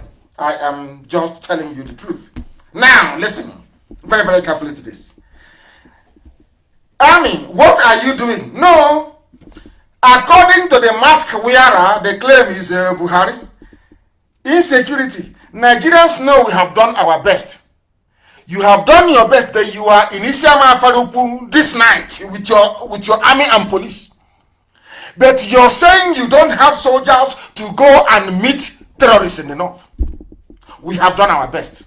That is a signal to Boko Haram, a signal to Minyeti Allah. Do anything you can. Britain have now given us the green light. We can take over the whole place. That's the meaning of this. If you guys say, oh, we have done our best, there is no condemnation. Nobody is condemning them. This was a news they carried. Ismail Sorok, he says that they are saying that the regime, this very regime, had done its best as far as fighting members of Boko Haram is concerned, and the militants in the south. And I ask the whole world, our people in the coastal land of Biafra, are they fighting? Is Avengers fighting? The answer is no. Is anyone fighting? The answer is no. But you see how clever the Fulani thing they are. They had to smuggle in south. So that when Britain is going about around the world lobbying for them, Britain will say, oh, it's not only in the north that is problem. There's also a problem in the Niger Delta area of south. Do you see? I don't know why people don't do, why we black people we don't reason. Do you see what Britain is doing? Do you see their game plan? So we have done our best in fighting Boko Haram and also in the south fighting militant. And I'm asking them, where are them? When was the last time there was militancy in the south? So-called, or should I say, in the southern part of Biafra land? None. But they will keep quiet. They keep quiet. Igbo man is your problem. You see it? They now had to smuggle in. Everybody was there when Avengers was doing something marvelous. And the governor stepped in and said, no, Avengers, no, take money. Stop. And they stopped. Since then, have you heard of Avengers again? The answer is no. Why are they including South in their nonsense of insecurity? That is to tell you how evil and dubious these people are. And it's a very big shame that our people allow them to get away with it. All of us are allowing them. Now, can you imagine Oduduwa and Biafra coming together? Is it not game over? Is it not game over? But the Muslims who are within Oduduwa will not allow that to happen. That's the way it is. But it is too late. It is bound to happen anyway. It is bound to. That thing that Azikiwe and Awo failed to do, this generation must do it. To put an end to all this rubbish that is happening in the zoo. If you are doubting us, let me now give you the confirmation of what is going to happen to all of you. Those of you who are listening in Abuja, those of you who are listening from Moscow, in Russia, all over the world, listening to this, because the whole world is listening. People are listening via app, you on my Facebook page, people are listening via FM, others are on satellite. We know the whole world is listening. Let me tell you what is going to become of your village in 50 years' time. This is a headline from a Zoo newspaper. Tension heightens in Jos over alleged plan to install an emir. In Jos is a Christian territory. Jos. You know, that is the area that Gowon comes from. All those people that betrayed Ironsi, all those who said Igbo man is your problem, all those who were brainwashed into believing that Biafra was the problem and not the solution. But today I am glad they see Biafra as the solution, and I welcome all of them. I am not going to hold the sins of Gowon and Danjuma over the heads of innocent people. Of course not. They were deceived. What is happening in Jos today? If you recall a few years ago, what is happening in Southern Kaduna was happening in Jos. Go and Google Jos violence. It is there. Countless reports were produced by a joint parliamentary committee in the United Kingdom on Jos. They used to do a prayer, a vigil, pray for Jos. In London, they used to do it. Do you know why they were fighting and killing you all those years? It is to install a Fulani emir, and it has happened. This is a headline published only yesterday from a Zoo newspaper. Tension heightens in Jos over alleged plan to install emir. Tension heightened on Friday in Jos City and Bukuru Town in Plateau State over an alleged plan by some people to install an emir in Jos South local government area of the state. The tension arose when an invitation card purported to be from the Bukuru Emirate. They are from an emirate. You see where they have their mushroom huts now in our town, near Night Mile. If you're coming from Onisha into Enugu, you see them on the right hand side. They are in Okwa. They are in Ebonyi. They are in a few other places in our land. In 50 years' time, they will present to you the emir of Okwa West. You know, I told you this about a few days ago. Some of you didn't believe me. But now in Jos, after many years of fighting and subduing them, I want somebody to tell me where you have Fulani people and they're not in charge of the politics and there is no trouble there. Anywhere they are, the only way you can have peace is if they have their emir, if they control the local council. If not, there'll be war and unrest. Now they have gone to Jos. They want to install an emir. You see how miraculous God is? You see, the same people from the Middle Belt that fought Biafra and said that Biafra will not come, today their own land will not be for them. The emirs are coming. And who are the emirs? They are Fulani. They are coming into Jos. He's here. Are you going to stop them? Who is going to stop them? You can cry, you can lament, you can shed blood. Blood can come out of your eyes. No one is going to save you. Only Biafra can save you. Only IPOB can save you. Isn't it very ironic? The same stone that was rejected, the same Biafra they said, don't go near to Biafra. Biafra is bad for you. Now Biafra is saving you. Now who do you think will save you from the Fulani? Installing their emir in Jos. And once they install the emir of Jos, is over now, is it not? It becomes it's an emirate. It's now a Fulani territory. And all you Christians in the Jos, you'll be slaughtered and massacred even more. Only Biafra can save you. Go and support what IPOB is doing. IPOB, we want to save everybody, not just a few people, but every single human being. This is the confirmation that drives me mad with our people. You saw what happened to Hausa people. History is there. You can now see what is happening in Kenem Borno, which is Borno State. You can see what's happened to Bagi people in Abuja. You now can see what is happening to Jos people in Jos. Yet you cannot see. You people are foolish. You still want. Why are they putting an emir in Jos? Because of one Nigeria. If there is no one Nigeria, can you? If there is Middle Belt Republic, will you have an emir in Jos? The answer is no. Now you understand us, don't you? You understand us. We are always right. Some Efulefus don't like it. But the fact is, in a debate, we are always right. We always win. Always. Elohim will always justify us. Always and without fail. Sokoto Caliphate is everywhere. They want to conquer each and every territory. Just you are receiving it. Why? I keep asking, why are you people blind? Why? Where is your so-called intellectualism? Oh, I have PhD. Oh, I have masters in this. And where is it? Can't you see history? What happened to Hausas, happened to the Wagi people, happened to Nupe. The same thing happened to a part of Igala land, of course. They forced the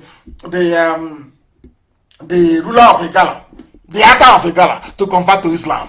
The same thing is now happening in Jos. It is happening in Jos. You people cannot see. The reason why all these things are happening is because of one Nigeria. One Nigeria. And today, the terrorists are now in the army. Who is going to save you? Is it Britain or CNN? Who's going to save you? Nobody now. You're a nigger. And to make matters worse, Bill Gates wants our population to reduce. So if the Fulanis are helping them to kill people, hey, the better for everybody. Some of you don't know this. But we are telling you, where is your common sense? I remember when the whole coronavirus issue broke. People had to look back to history, to the Spanish flu for guidance. Why are things happening to human beings now?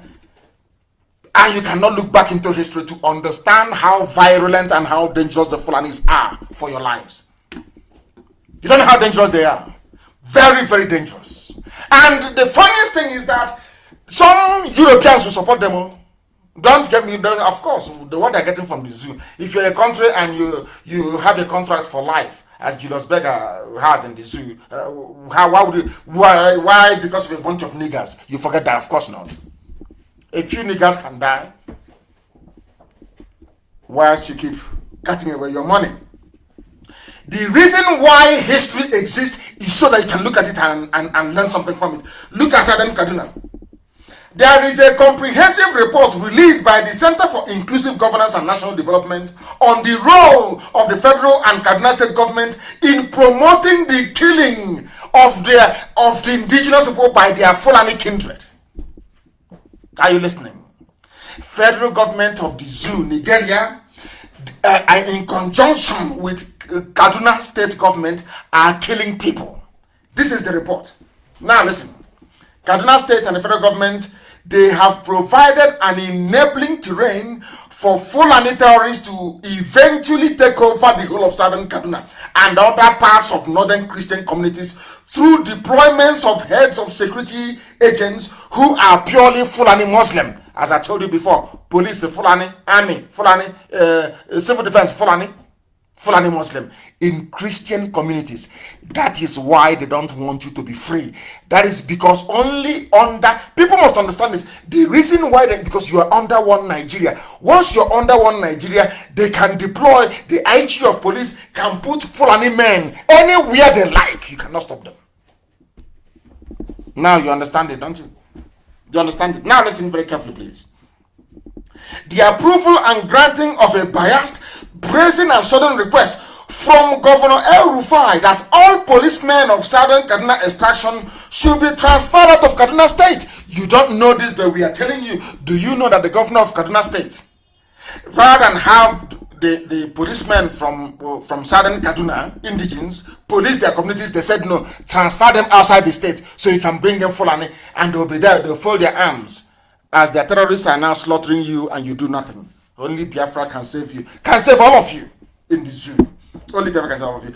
The approval now has to tell you something.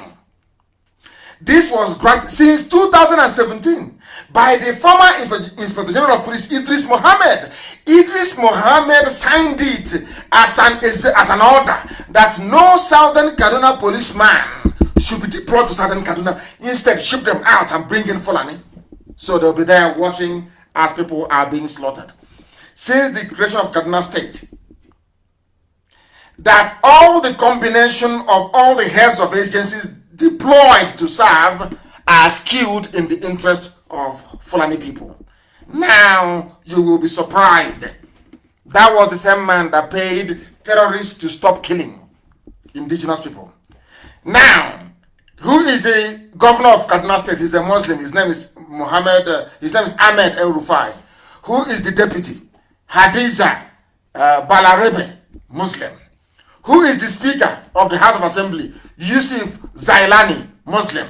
Who is the Chief Judge of Kaduna State? Mainly Christian state, to remind you, Mohammed Lawal Bello, Muslim. Who is the Attorney General of Kaduna State?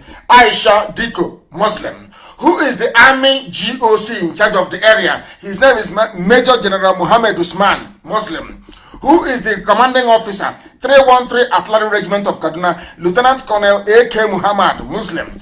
Who is the Air Force officer commanding Kaduna Air Force Base, Air Vice Marshal Musa Mukhtar, Muslim. Who is the commander of the Nigerian Air Force Base, Kaduna, Group Captain Haidi Ahmed, Muslim. Kaduna Naval Command, they have Naval Commando. Well, there's no sea there, but they have Naval Command. That is the zoo for you. Rear Admiral Tanko Pani, Muslim. Who is the Commissioner of Police in a predominantly Christian state in the north? His name is Umar Muri. He's a Muslim. Who is the DSS man inside Kaduna? His name is Idris Ahmed Koya. He is a Muslim. Who is the commandant of the Civil Defense Corps in Kaduna? His name is Babangida Utusema. He is a Muslim. Who is the controller of the prisons in Kaduna? Sanusi Dan Musa, Muslim. Who is the immigration controller in Kaduna State? His name is Mr. A.A. Bauchi, Islam. Who is the Corps Marshal? That's road safety in Kaduna State. His name is Garoba Rimi, Muslim. That's how they roll. You see, very few Fulani, but they occupy everything. And instead of ordinary people to open their eyes to see what is before them, they are busy squabbling and talking about one Nigeria. Talk about one Nigeria and you die in it. Now, everybody knows that Kaduna State is known to have a very large Christian population. They are dominant in at least 10 local governments out of 23 local government areas of the state. But a state which has 8 heads of security services, saddled with the responsibility of securing the lives and properties, however deliberately selected to be Muslims, no Christian in it. No Christian whatsoever. That tells you all you need to know about the zoo and how the Fulanis operate. And that is how they steal your mandate. They bring somebody from number 4 to number 1. And nobody can complain. That was how they finished off Zangon Kataf, the government area, where El Rufai mandated a committee to produce a white paper that will help him take the land of the people and give it to the Fulani terrorists. These things are happening in a place where they claim they have democracy. And all of you are quiet. The more you are quiet, the more the Fulanis will decimate all of you. Now, the zoo, remember, these same people, let me tell you how, you'll be wondering how do they make their money? How do they keep all of you quiet? How can you have only 3 million people controlling 200 other million people? How is that possible? Because Fulani knows how to steal. They know how to steal very, very well. And I must give them credit for it. They also know how to share. They know how to distribute their largesse. They know how to do that very, very well.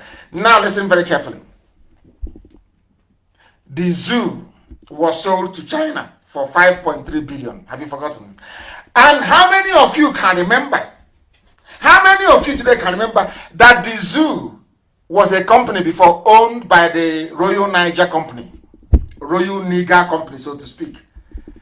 Sir Goldie sold, you and I, the Nigeria, sold it to Britain for, I think it was 85,000 pounds or thereabout. I'm sure that Karamonde will correct me if I'm wrong. The whole of the zoo was sold to Britain for £85,000. Today, they are selling it to China for 5.3 billion. That is to tell you that Nigeria never existed. It's never a country, can never be. Never a nation, and can never, ever be. In other words, as somebody wrote very cleverly, if you have $6 billion now, you can buy the whole of Nigeria. You can buy everybody, any millionaire now, anywhere in the world with common $6 billion. You as Elon Musk is, or maybe Bill Gates. If Bill Gates really wants to reduce the number of people in the world and wants to kill 100 million Nigerians, as he's been planning to do, all he needs to do is to dip hands in his pocket, produce only common $6 billion, and you can buy everybody. China bought sovereignty of the zoo, Nigeria, for 5.3 billion. So with 6 billion, you can also buy, you can outbid China and then buy the whole of the zoo with some change on top. That is how useless and how low our lives are. Very, very sad indeed. So if you have a rich uncle, your uncle can buy Nigeria for you for only 6 billion. You can buy with 200 million people in it. They're all your property. That is how sad life has become for our people. Very, very sad indeed. That is why in the zoo, soldiers are shooting dead legitimate senior soldiers in the barracks, and nothing is happening. And the woman can dip. I mean, it's the lies of the Fulani that astonish me. The way they lie. Some of you remember this lady very well. Sadia. That was the lover of Abba Kyari before Abba Kyari passed on. That was the lover. Unbelievable. Unbelievable. That is to tell you how sad life has become in the zoo. How very sad life has become in the zoo. There is this lady. She is called, the palliative lady. Lady Palliative. Or Hush Mommy, as one politician called her. Hush Mommy. What's that her name again? She's called, what's that her name? Sadia. Her surname keeps escaping me. Her surname always escapes me. I don't know why. The one that said that every family received palliative from the federal government. That tells you how they lie. And having lied and having been defended by journalists in the zoo, she is now free. Her name is, what is this lady's name again? What is her name again? I can't seem to find her name. It keeps escaping me. I'm sure somebody's going to tell me. Somebody is going to tell me the name of this Sadia somebody. I've forgotten her full name. Is that her surname that keeps escaping me? But I'm sure I'm going to find it. She has gotten away scot-free with her lies. That's all of a sudden every family received palliative. That is how sad they are. And let me tell you, when I tell you that the white man is in love with the criminality of Fulani Janjaweed, that I was joking. World Bank approves $500 million loan for girl child education in the northern states. They've come again. These are the people with all the money in the world. These are the people who have been ruling the zoo from day zero. They have stolen all the money. These are the people that sold oil to China for 2.5 trillion and they shared all the money. They got, let me say it in dollars, it is $2.5 billion. 2.5 billion, that was the amount they got. But they've now gone and said, oh, we are very poor in the north. We don't go to school. Please help us. Only the south, they are going to school. They are all educated. We are not. Nobody, the white man cannot ask them. The white man from the World Bank cannot ask them. But you are the ones controlling the economy. You control central bank. You control every fund in the zoo. You are the rulers of the zoo. How come your girls are not in school? You know what they did? They gave them money anyway. They gave them money. They gave them money. Very, very sad indeed.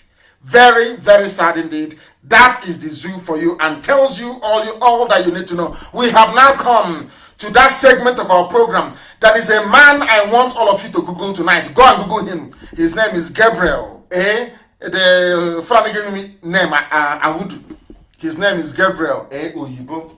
Oyibo, as all of you know, is an Igbo name. He is a mathematician extraordinaire. One of the most intelligent men in the history of creation. Very, very intelligent man. He is from Kogi State. He is a PhD holder. He is a professor of mathematical sciences at Ofapit Institute of Technology. A very brainy man. A very, very intelligent man. Highly intelligent. He's from Kogi State. His name is Oyibo, but I gave him Awudu for your information. I now want to take us to the aspect of our program tonight that I promised you we're going to bring to you. This very aspect is very, very, very, very important. That people understand the boundaries of Biafra. Where Biafra starts from. Sadia Farouk, thank you very much. Sadia Farouk, thank you very, very much. Somebody has given me her name. Hush Mommy, Sadia Farouk, 850 billion missing. With the money, they can conquer everybody. Sadia Farouk, that is her name. That is her name. I am trying to go and get our people to join us this very evening for this very program because I did promise them I was going to go to them one after the other. I wish they can come and I will ask them questions, ask them where they come from. They are going to tell us because the whole world is listening. And I'm going to ask them very serious questions. And I'm sure that they're going to answer. I will ask them questions and they will answer. Very, very critical, very, very important. I am trying to get them on the line. Please, before we bring in Owa, can you give us your name and where you are, please? Very, very important. Our lines are not open. Our lines are not open. I am the one making this very call. Our lines are not, don't call. Don't call this line, please. I am the one to call if I need you. Can you give us your name, please, and where you are? Hello, Mazin Amdekano. My name is Armstrong Omeje. Armstrong Omozoge Omeje. I am currently in Parkes, New South Wales, Australia. It's currently 6 a.m. in the morning, Sunday morning, 3rd of August 2020. You are in New South Wales, is that correct? In Australia? Correct. Yes, sir, New South Wales. And where do you come from, please? I am from the land of Idu. What is Idu? We don't know what Idu means. Please clarify for us. What does that mean? Okay, I will definitely, sir. Idu is in a part they call Edo State, present day Edo State. Yes. All right, we are all descendants of Idu. Edo State is a foreign name, such as and Benin as well. We don't know what this name means, although this name Edo was derived from the son of Oromia. We'll get to that later. Tell me where you come from specifically. Okay. I am from Ekboma in present day Edo. My name of my village is Uhiele. Uhiele. That is where I'm from. So in terms of ethnic designation, which tribe do you come under in present days? Well, they call us, yes, the present days, they call us Esa. Esa, which is not our name, because the meaning of Esa means people who run away, people who escape trouble, which can never be the name of an ethnic group. What is your name? What is your proper name? From findings and research from reliable sources, I found that our real name is Ubiaja. The original name was Ubiaza, but now today is now known as Ubiaja. Although there is a village, one of the villages in the Esan land is called Ubiaja. No doubt about sounds. That. However, do you know Ubiaja sounds Igbo? Are you aware of that? It is. I know that, sir. I absolutely know that because we have a very strong relationship together. We are brothers. We are the same people. However, who and who is the same people? Please clarify for me. Who and who are the same people? We and the Igbos and all Biafrans. We are all Biafrans. We've always been Biafrans right from the beginning. So you're telling me that Asian people are Biafran people? Is that what you're saying? Asian people are Biafran people. Even the Afema people are Biafran people too. The whole of Edo State is Biafra. Only the royal family and few families that moved from Ileife with them. Because Every part of Edo State is Biafra. every purpose, I will get to that. How many piece wrapper does your mother tie, if I may ask? Of course, two. It's not a new thing. Everybody knows that. Two-piece wrapper. Two-piece wrapper. Ask anyone in Edo State. Do you have masquerade in your village? Do you dance masquerade? Because that's one thing that unites Biafrans as well. Do you have masquerade in your village? We do have masquerade. Yes, sir, we do have. Absolutely. Do you have any historic link to the palace of the Oba of Benin? Are you related in any way, shape, or form? Absolutely not. We don't even know what the name Benin is. Are you serious? serious? From Yoruba word, it's called Ile Binu, which means the land of vexation. The land of vexation, which is because a lot of things happened when they were invading that land. Ile Binu, then they corrupted the Ubinu, and then Bini, and then they added an N. It became Benin today. So those are Yoruba words. That's why we advise people in Benin to stop identifying themselves as Benin people, because that's not their identity. That's something. Hold on a second, please. Are you aware that the head of every Bini Oba is buried in Ile-Ife? Are you aware of that? Yes, I'm fully aware of that. The name is... Why is that? Why is that? Why would they bury the head of the Oba in Ile-Ife? Why? Why did they do that? Because that's their origin. That's where they came from. The Oba dynasty, everything came from Ile-Ife. They buried, the name of the place they buried the Oba's head in Ile-Ife is Oru. It's called Oru Oba Ado in Ile-Ife. It's in Ile-Ife. It's there. It's not hidden. It's not a secret. It's not a secret. It's not hidden. You can go and research this. People can go and research. It's not hidden. I want to take the head. I think. Yes. Go ahead. They take the head there and leave the body in present day Benin, and then they come back with a replica of that head and bury it in Benin, which tells you that they don't belong there. They're not from there. So the Oba. True, this is the case. So the Oba of Benin doesn't actually come from Edo land, so to speak. Doesn't. Absolutely not. They don't. It's all about the throne. It's just all about the throne, taking the land, and definitely taking the land and turning it into, Yoruba land, just like they did Lagos. Lagos is part of Igodomigodo. Today, it belongs to the Yoruba. They own it now. So that's exactly what they're doing.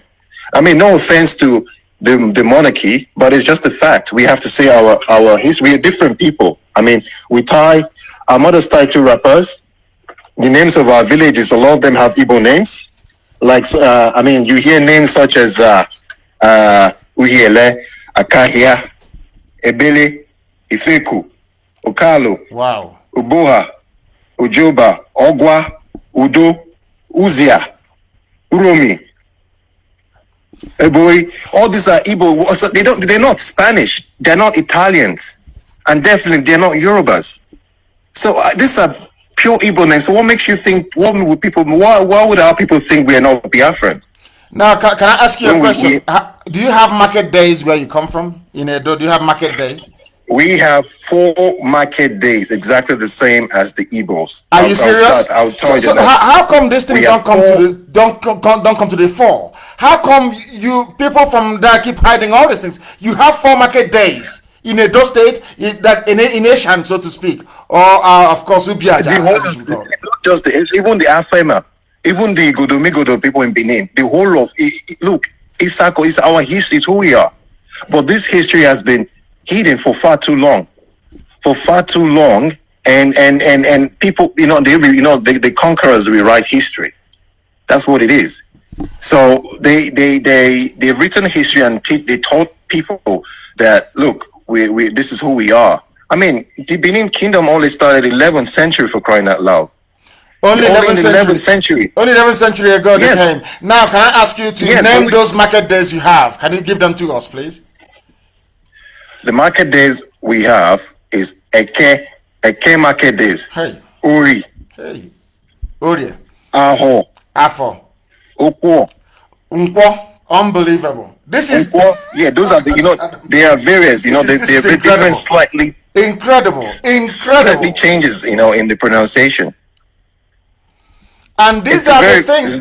These are some of the things that Ohaneze should have done before our time, which is to unite our people. They never did it. Stay where you are, please, Armstrong. There's something I want to play for the whole world to hear from the mouth of the. Of course, everybody knows that I revere and I love the color and the pageantry of the Benin throne. I love it very much, and long may it continue. But we must follow the truth. Wherever the truth leads us is where we go to. Please stay where you are. There is something that the monarch said at a function which I want the whole world to hear, please, from his mouth, please.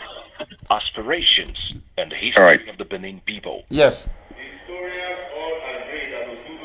I'm going to cut you off and I'll get back to you, please. I'm going to cut you off and I'm going to get back to you so the whole world can hear this, please. His son, Oromia. Let's start from the beginning. Aspirations and the history of the Benin people. Yes. Historians all agree that Oduduwa sent his son, Oromia.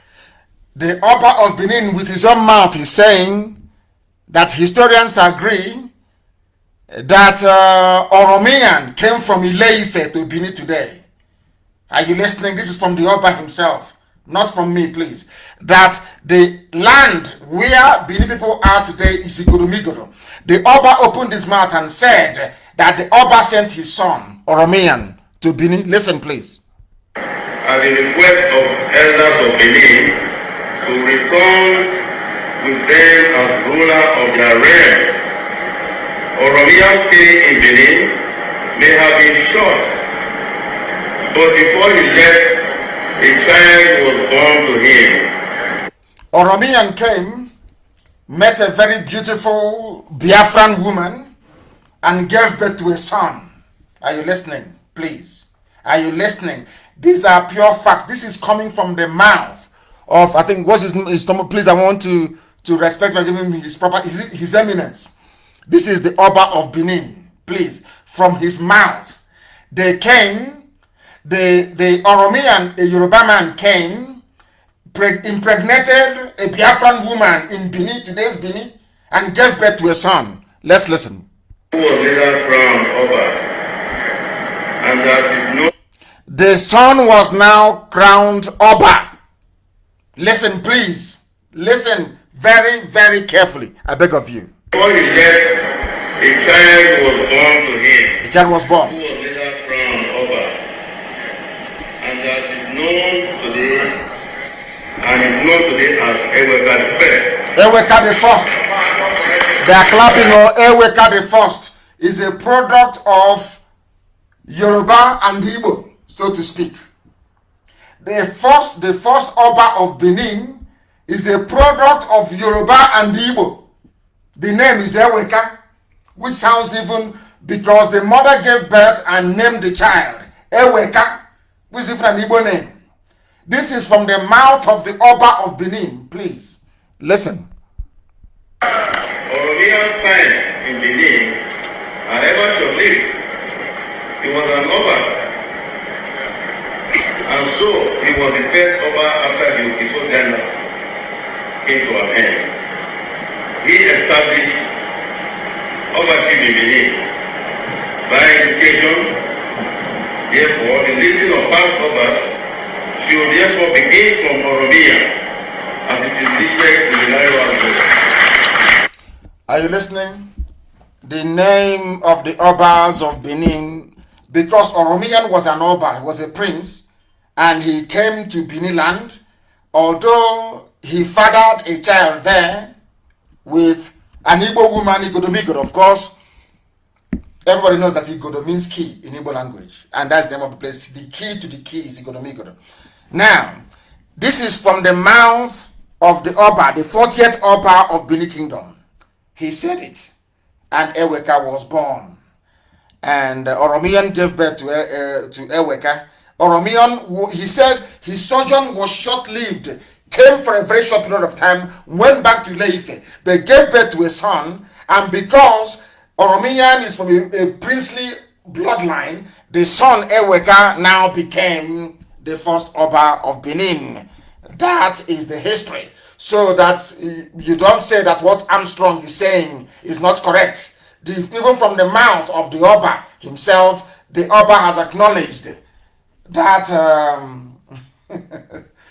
that they came to Benin is not theirs. It's there. I don't know if you heard what I played. Omeje, can you hear me? I can hear you, so live and direct. Did you hear what the Oba said? I did. Please go ahead. I did. And before we continue, we know that we have a few other people who would like to contribute, but I can keep answering the questions. Yes, I know. Others, of course, I'll bring it. What I want you to do is I need clarifications, please. I need clarifications one more time. What is the original name of that very area? What is it, Igodomigodo, and what does it mean in the local parlance or language? Igodomigodo means the key that opened the key, or the key to the kingdom. That's how some people refer it to, the key to the kingdom. And at that time, before the Oba dynasty started, the land refers to its leader, the king, as Ogiso. Ogiso. There was nothing like Oba. Oba is the Yoruba word for king. And that is why in Yoruba land you have Oba. Yoruba people know this history. They know this. They're not hiding it. They know this history. It's nothing to hide about. It's just that we don't read, we don't study. And of course, if you go online to search for history, you find a lot of corrupt information. But the problem is, a lot of those elders, those old people, they have the truth. They have the history, but they don't. So why is it that your elders, they know all these things? Your elders know that those of you in present day Edo State, that you are affiliated, you are more or less Igbo, so to speak. So why were they hiding it from all of you? Why? Why would somebody from Edo say I'm not Igbo? Why would they say such a thing? Why? The thing is that a lot of these people don't know these three things, and those elders that know are all scared, because if you talk in Edo States, right, they've implemented that mental sense of people being very scared. If you talk, they bring out those foreign, those Yoruba gods, like Sango and Ogun, Ayelala, some of those things. We don't even know what those things. Those things are not indigenous to that land. They bring and then they swear, they lay courses. So these people are afraid.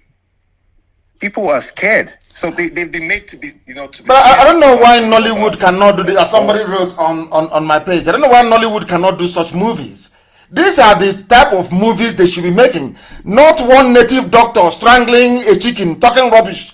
These are the sort of movies they should be making to remind us of our history. Because when I say that our people, when we started preaching this very gospel, we said that our people are all related.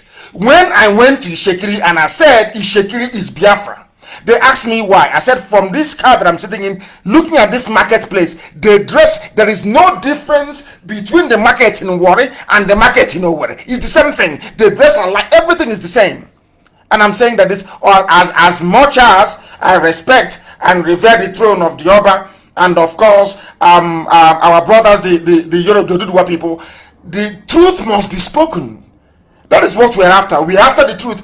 And during the plebiscite, it will be one man, one vote. If the people of Edo vote and say they don't want to be part of Biafra, nobody's going to force them. But it has to be one man, one vote. Because with this level of history at our disposal, I don't know why we have not gone far in trying to correct this very false narrative. Thank you very much, Omeje. Thank you very much. It was actually an Igbo name as well. Again, Omeje. Thank you very, very much. Let me try and see if I can get other people to join this very fabulous conversation. We want to lay the ghost of Edo to rest, so that when Edo people say that they are Biafrans, we want the world to understand that indeed they are Biafrans. I want to go to Owa to see if I can find her, if I can get hold of her and get her to give us her own perspective of this very burning issue. It doesn't mean anything, please. We're not fighting with anybody. Nobody is fighting with anybody. I don't know, Uwa, can you hear me? Uwa Sophia, can you hear me? Yes, sir. What is wrong with this phone? You don't want to off. You need to put off your phone. Is your phone off now? Yes, I'm off it, sir. Thank Wonderful. you, sir. Thank you very much. Thank you, Uwa. Thank you very, very much. Thank Good evening, lovers of freedom all over the world. Good evening. My name is Uwa Sophia Obaze. I am from Migodo, the present day Edo State. I came from Sapmoba Road. My father is well known in Sapmoba Road. My father's name is Ezoba, Mr. Ezoba. You know, the truth is very bitter, and our Migodo people that they call Benis, they know the truth. They knew the truth, but they are afraid because of why? Because a lot of their parents, they had belonged to secret court from Ile-Ife, from Yoruba land. That is why I'm angry with Yoruba, not that they did anything to me. That is the truth. So, sir, you asked Mr. Omeje one question that he didn't answer very well, but I want to answer that question now. Why did they take, are you hearing me, sir? The world, not just me, the whole world is listening. The whole world is listening. Why they took Oba head after death to Ile-Ife? There is a pronoun in our language that they said, that is to show that a lion head did not lost in the bush. That is the meaning. A lion head, the head of a lion does not lost in the bush. That is the meaning. There is a proverb that Oba of Benin, the indigenous people is the slave to Oba. I have the cassette, I have the audio records that they are using to threaten one person now. I have it. They are saying that we are the slave to the Oba of Benin. We and our unborn children plus us, our parents were slaves, but they said we and the unborn children, God forbid, that we are still slaves to the Oba. You know, that is to show that if this Oba of Benin die, if his son come in, so my own children, God forbid, will still be slaves to the son. You understand? They have been doing these things years to years. They have been doing it to us. And number two question you asked Omeje that he did not answer, sir. You asked him about the 4 market days. We have the 4 in Migodo, the present day those days, the Benis, they have the same 4 market days. Are you serious? So are you saying that in Benin? Hold on. Are you saying that in Benin also, not just Eshan, you have 4 market days in Benin? Yes, my mother was a village market. Mama Mike, go and ask in Sapmoba Road. Mama Mike, he go to village market days. 4 days. 1 day is for rest. One is Eke. One is different village market. My mother was a trader. He used to trade to a village market before he died. We have the same thing in Benin City. Benin, not Eastern land, in Benin City. Wow. You understand, sir? In Benin City itself. Yes. We tell two rapper what they are trying to do to us is because Oba Benin see that they did not hard fast. You know why they kill Ali, Professor Ali? Ambrose Ali challenged them. You mean Ambrose Ali? Yeah, Ambrose Ali. Yes. They kill him because he challenged them to let them to teach us the history. And the Oba of Benin, not this one, the father. They said no.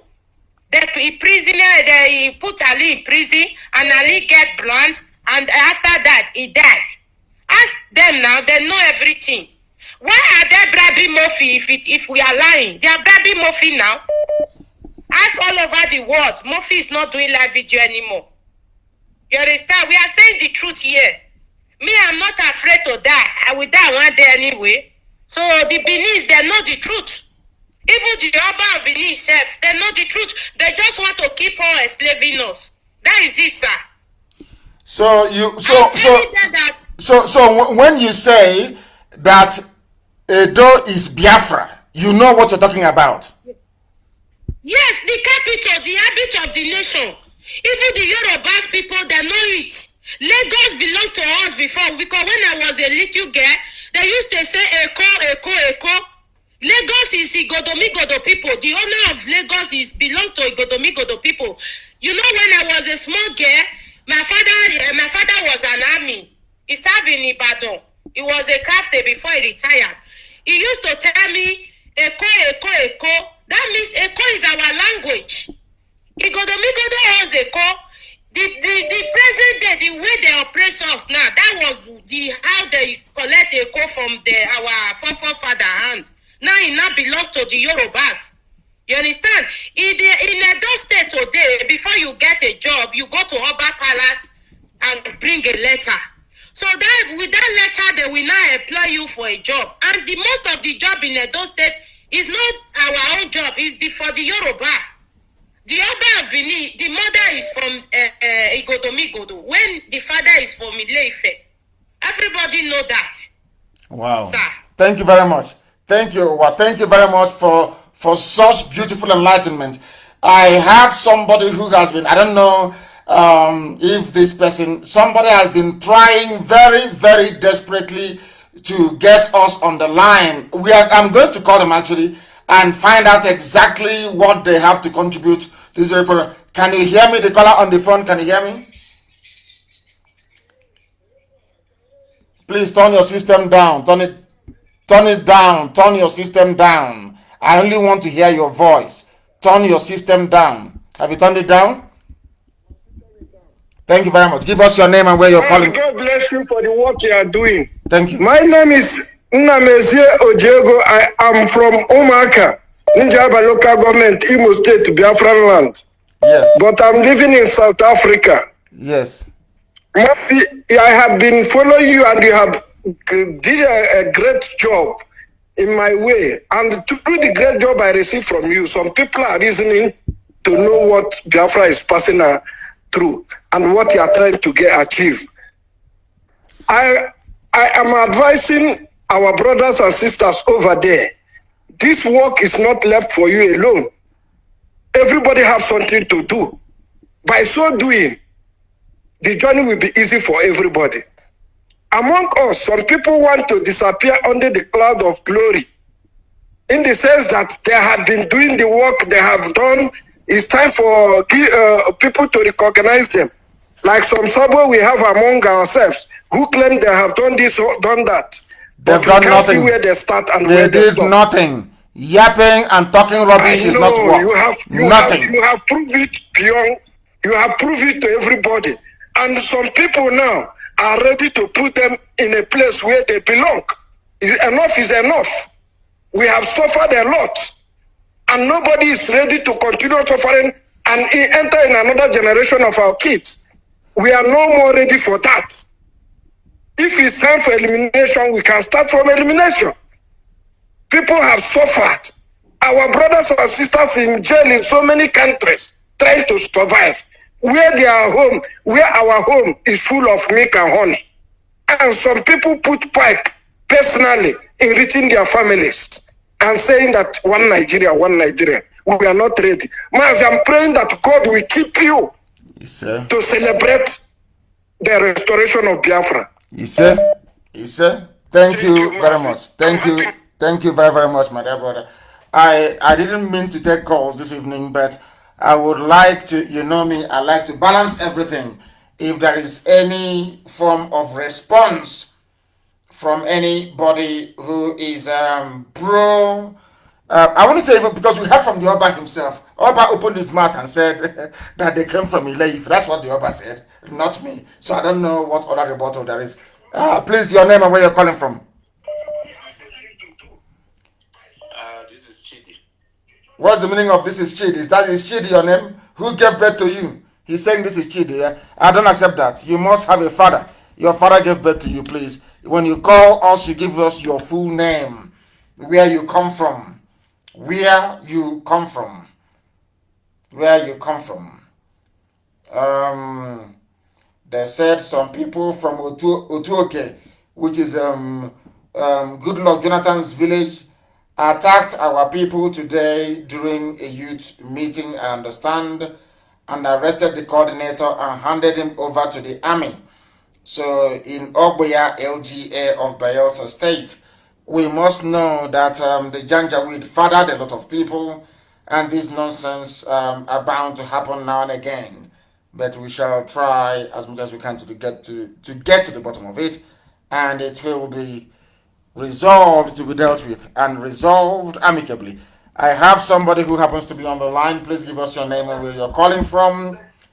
Turn your system down, please. Your name and where you're calling from. Yes, my name is Osage. Then I'm calling from Cyprus. From Cyprus, thank you very much. From your name, do you come from Edo? Yes, I come from Edo State, Uromi. Uromi, thank you very much. Are you part of the school of thought that says that you're Biafra or you're Yoruba? Which one are you? Confirmed Biafra, a very strong one. Okay, please go ahead. Okay, I want to throw more light about the Godomigodo people you were talking about. Yes. Yes. I think when I was in secondary school, my grandfather told me a lot about the history. Yes. We are listening. Go ahead. We are listening. Go ahead. Don't stop. Please go ahead. Okay. If you look at from the Esan land, like the Esan is not our name. Yes. First, because the name is people that run away, like people that run away from trouble. And the Benin Kingdom, there's a saying, they say when you see an Esan person, you have to kill that Esan person first before you can kill a snake. Meaning, if you see a snake and an Esan person, you have to kill the Esan person before you kill a snake. Do you understand? I do. I understand that. Yes. And what does that? What does that supposed to signify? Was it because Asian people killed an Oba? Is that correct? Did Asian people kill an Oba at one point during a war? Yes, during the war. But I can't remember the particular Oba. Then I think all the Asian people were driven from the Benin Kingdom, which this present day Edo State is for Igodomigodo people. And my grandfather used to say, if you check Uromi, you can still find older people. They are Igbos. They speak Igbos. If you like anywhere I go to, are you serious? I tell them they speak some of the older ones. They still have Igbo dialects. They speak Igbo in Edo State. If you have anybody from Uromi, anybody watching live now that can call one of the elders in Uromi, if they are willing to say the truth, they will tell you that. My goodness. Every time we keep discovering, every blessed day. Thank you very much. I'm very glad that I took your call, actually. Thank you very, very much. We have somebody on the line. I want a Yoruba Bini person, if there's anything like that, to please try and call us as well. The caller on the line, can you hear me? We have a caller on the line. That caller, can you hear me? Reconnecting. I don't know why it says reconnecting. Let me go to the Skype and see who is there. The caller on Skype, can you hear me? No, they're not paying attention. The caller on Skype, can you hear me? Good evening to you. Please give us your name and where you're calling from. No, they cannot hear us. Connection was lost. They cannot hear us. Sadly and unfortunately, we have brought that very conversation to an abrupt end. We thank all of you. These people are, oh my goodness, people are calling from all over the place. The caller on the line, can you hear me? They are there. They are not doing anything. They are not saying anything. I want somebody who will call from the Yoruba side of Benin, because they've been there now since 11th century, so it's been a very long time, and they're entitled to the land as well. The caller on the line, can you hear me? Hello. Yes, please. Your name and where you're calling from? Okay, my name is Oladapo Shitu. Yes, Oladapo Shitu, please go ahead. We are listening. Thank you very much. Go ahead, we are listening. Okay. Okay. Yeah. Due to my personal research, actually, Yes. I feel the Yoruba people are originally from Igodo. Oh my goodness. So we are not even expanding. Because So if the Yorubas come from Migodo, that means that we are now the same people. Is that correct? Is that what you're trying to say? yes, because Oduduwa was a prince from Igodo. Wow. Goodness. Yes.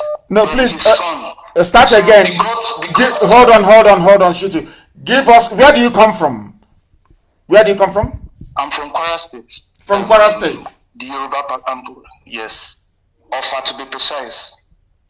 And what are your sources? What are your historical sources to say that the Yoruba Oduduwa came from Igodo? Because if that is the case, that means that an Igbo man and a Yoruba man, we are the same people. Then that's what it means. If they come from We are the Igodo. same people.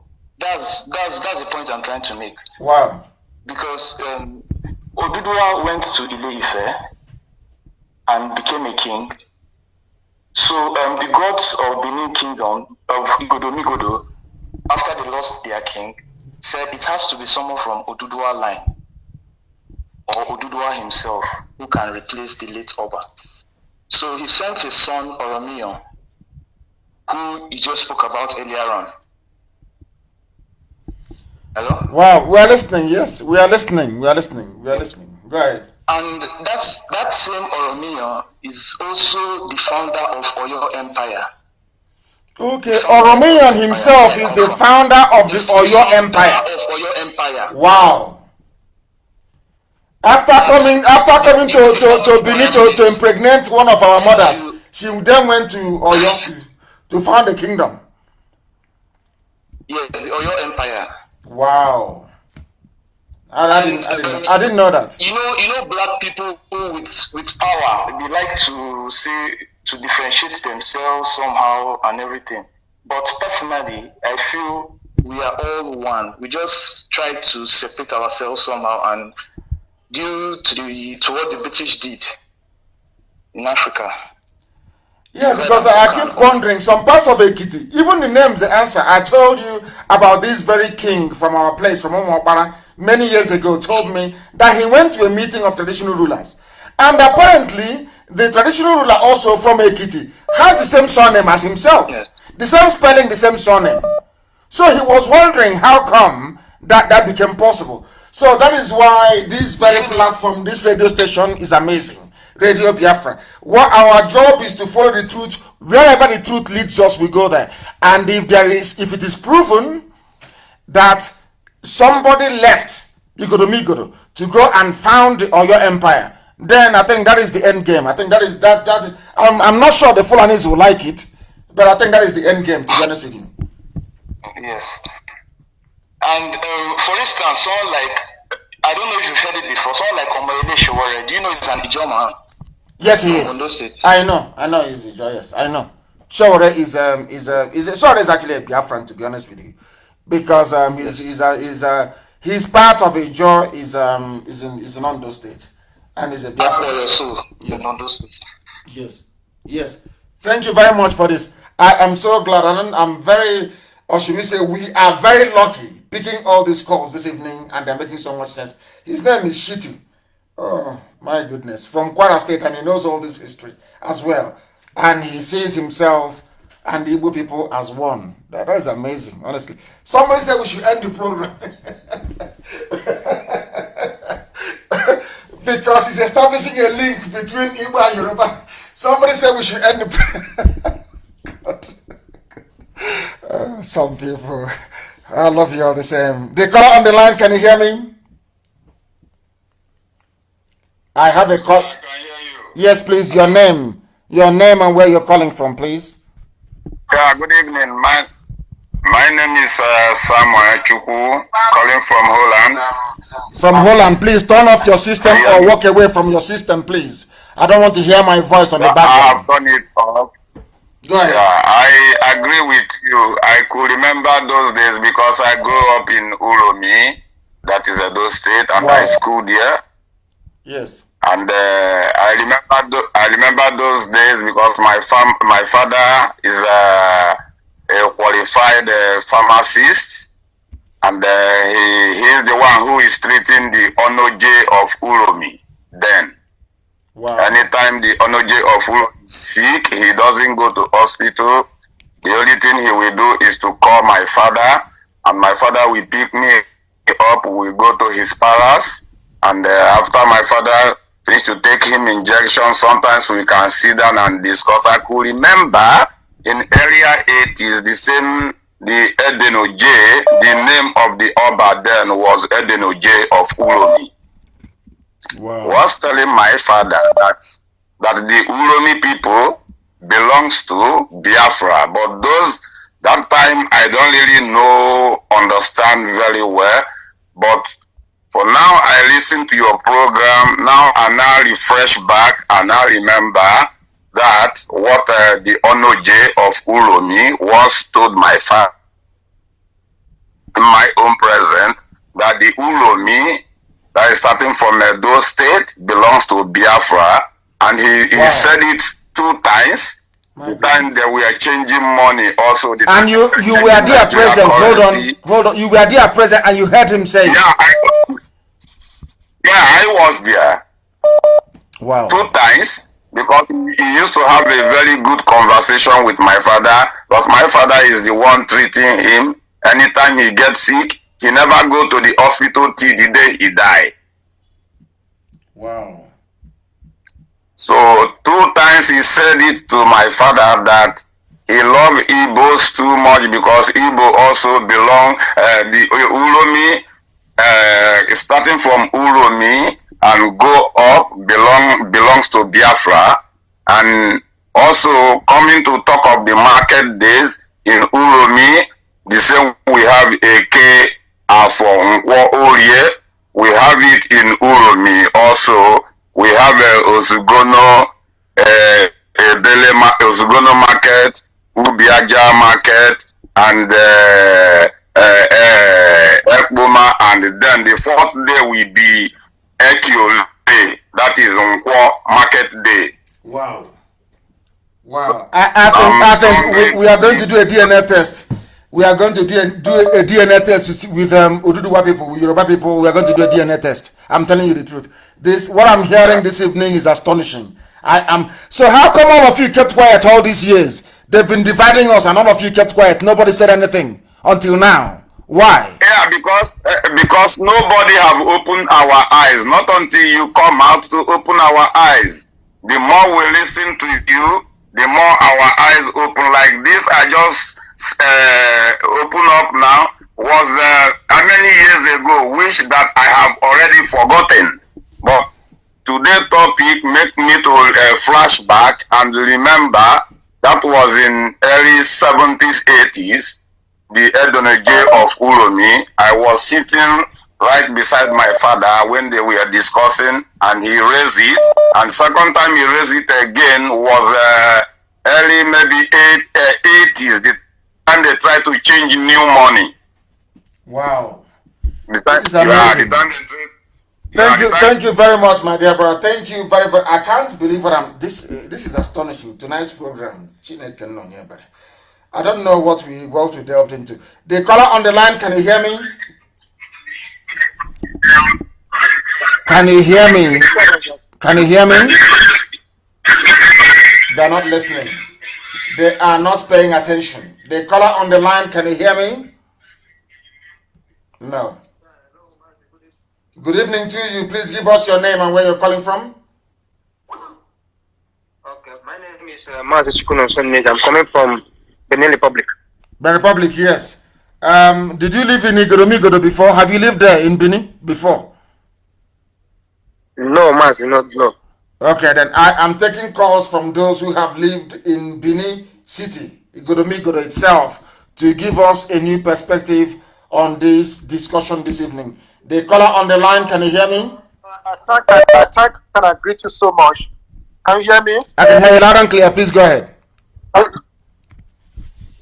Hear me? My name is Obede Sonny Egbehoy. Yes. Sonny, go ahead. Can you hear me? Loud and clear. Go ahead. Yeah.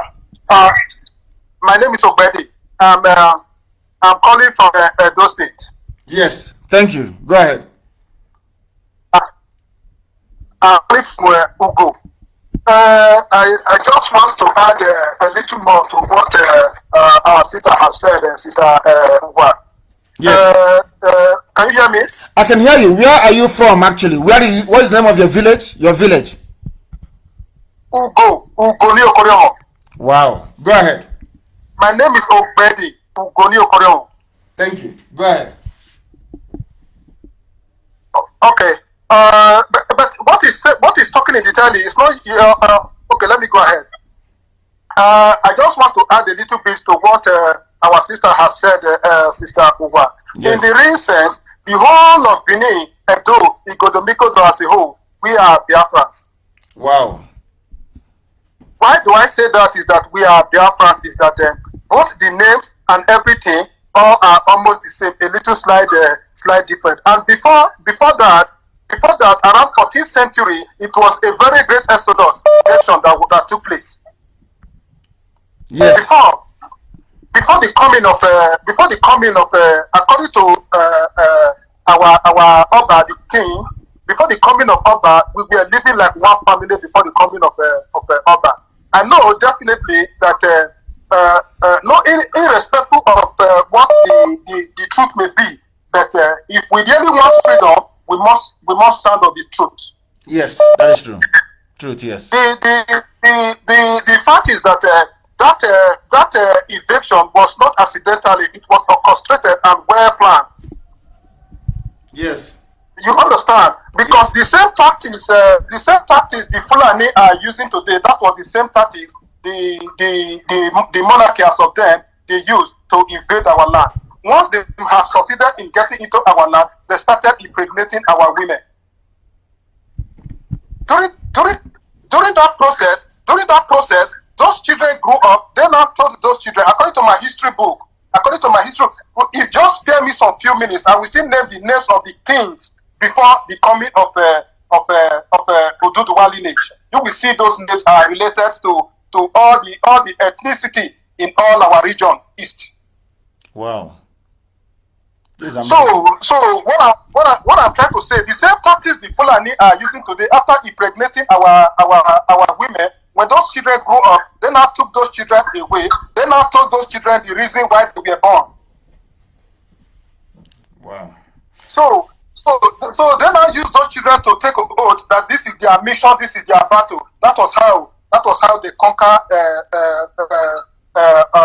Igodomikodo. They now change the name to be Benin. As the same time, all market days, every village has their own day of market, just as the same. There is nothing different, even up to the name. If you can spare me some few minutes, and you will see the names of those kings. Many of those names, the Igbo, the Edo, the Jaw, the Calabar, all those names of those former kings before the coming of Oromia or the lineage of Oduduwa until that Igodo. Now, there is something I want to say this evening, which may confuse a few people. But I now know the reason why Biafra did not come in 1970, between 67 and 70.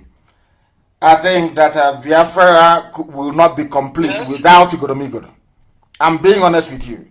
Biafra is incomplete without there is something about that place. Even the name it bears is very deep and mysterious. A key within a key. Igodomigodo, the key that opens the key. There must be something there about that place. There must be something about that place which we still don't know about.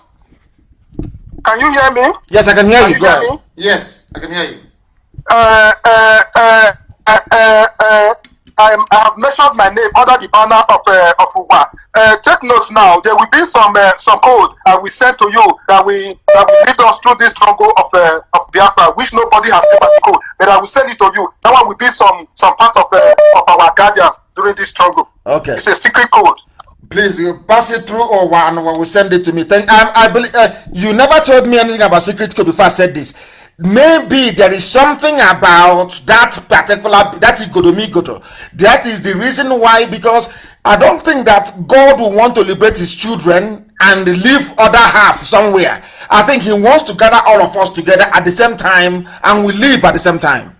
That's what I believe. Yes. Honestly speaking. Yes. That's what I believe. We must keep telling our blood brothers over there that whom they are, because they have been carried away with fear, in the sense that those that did this thing, they know one day that the truth will be revealed. So because of that, they put fear onto their mind, in the sense that they are a God, that you don't talk to God, because they know without boldness you cannot free yourself. That was their agenda. They concentrated those fear ever since those years.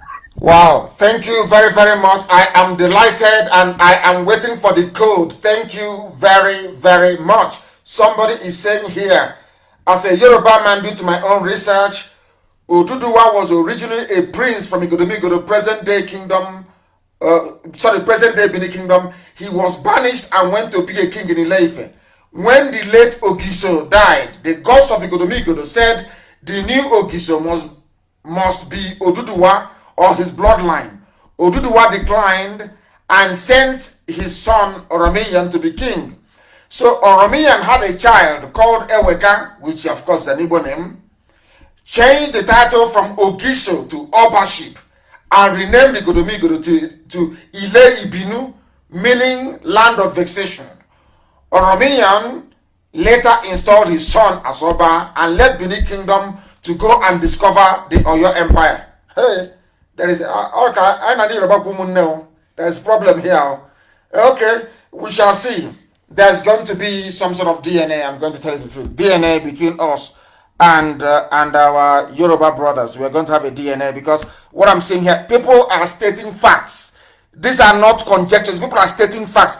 And the Oba of Benin actually opened his mouth and said the same thing. So that means that the boundary of Biafra actually starts in Ondo State. So this is why there's been this delay all this time. And can you imagine, had there not been any Radio Biafra, would all these things have come to light? I believe that the answer is no. Let me take one more call and see if they can shed more light on this. The caller on the line, can you hear me? The world is listening. We are Radio Biafra, we are live and we are direct. Your name and where you're calling from, please. This caller on the line, can you hear me for the last time? No, I don't think they can hear me. And with that, I believe that we have come to the end of the... People are still calling. My Lord and my God. The caller on the line, can you hear me? Mazi Nnamdi Kanu, I know I am not from Biafra. Let me introduce myself to you first, Austin. Go ahead. I am from Gambia, and I am Tijan. But honestly, I want to thank you for being the enlightenment, for being the sea of wisdom to humanity. You are not only serving the Biafrans, I can tell you, you are serving the whole of Africa with knowledge. And I only want to tell you one thing, because I'm not going to talk much, because I'm not from Biafra, but I want to tell you that you keep the spirit up. You are a great man. I love your presentation. Thank you very much. Thank you. From Gambia. You said from Gambia? I love your presentation. I am living in I am from Gambia, but right now I'm living in Holland, Amsterdam. In Amsterdam. From Gambia. Thank you very much, my dear brother. But I listen to your programs through my friend. Wonderful. I am from Gambia. Thank you very much. But I am telling you just to keep one thing up. Just keep enlightening the young youth, because I am just 19 years old and I want to tell each and every Biafran to stand up with you, because you are a legend. Every legend Africa has been taken down or has been taken down by this disgruntled politicians we have. But I want each and Biafrans, those who are abroad, those who are in the country, because I have a Biafran friend who told me that, Sheikh, do you know what he tells me? No. Let me tell you this.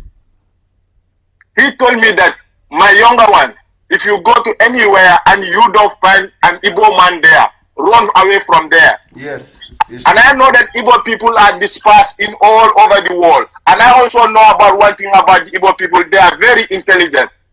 Of course, you guys have the wisdom, you have the courage, you have everything it takes to build up your own desired country. I swear to you, Nnamdi Kanu, I will come to Biafra with my brother who is always listening to you. And if I come to Biafra, I'm gonna be happy, even though I'm not from there. Biafra, let's keep this spirit up. I love you, Mazi Nnamdi Kanu. Thank you very much. I love you too, my dear brother. Thank you very, very much.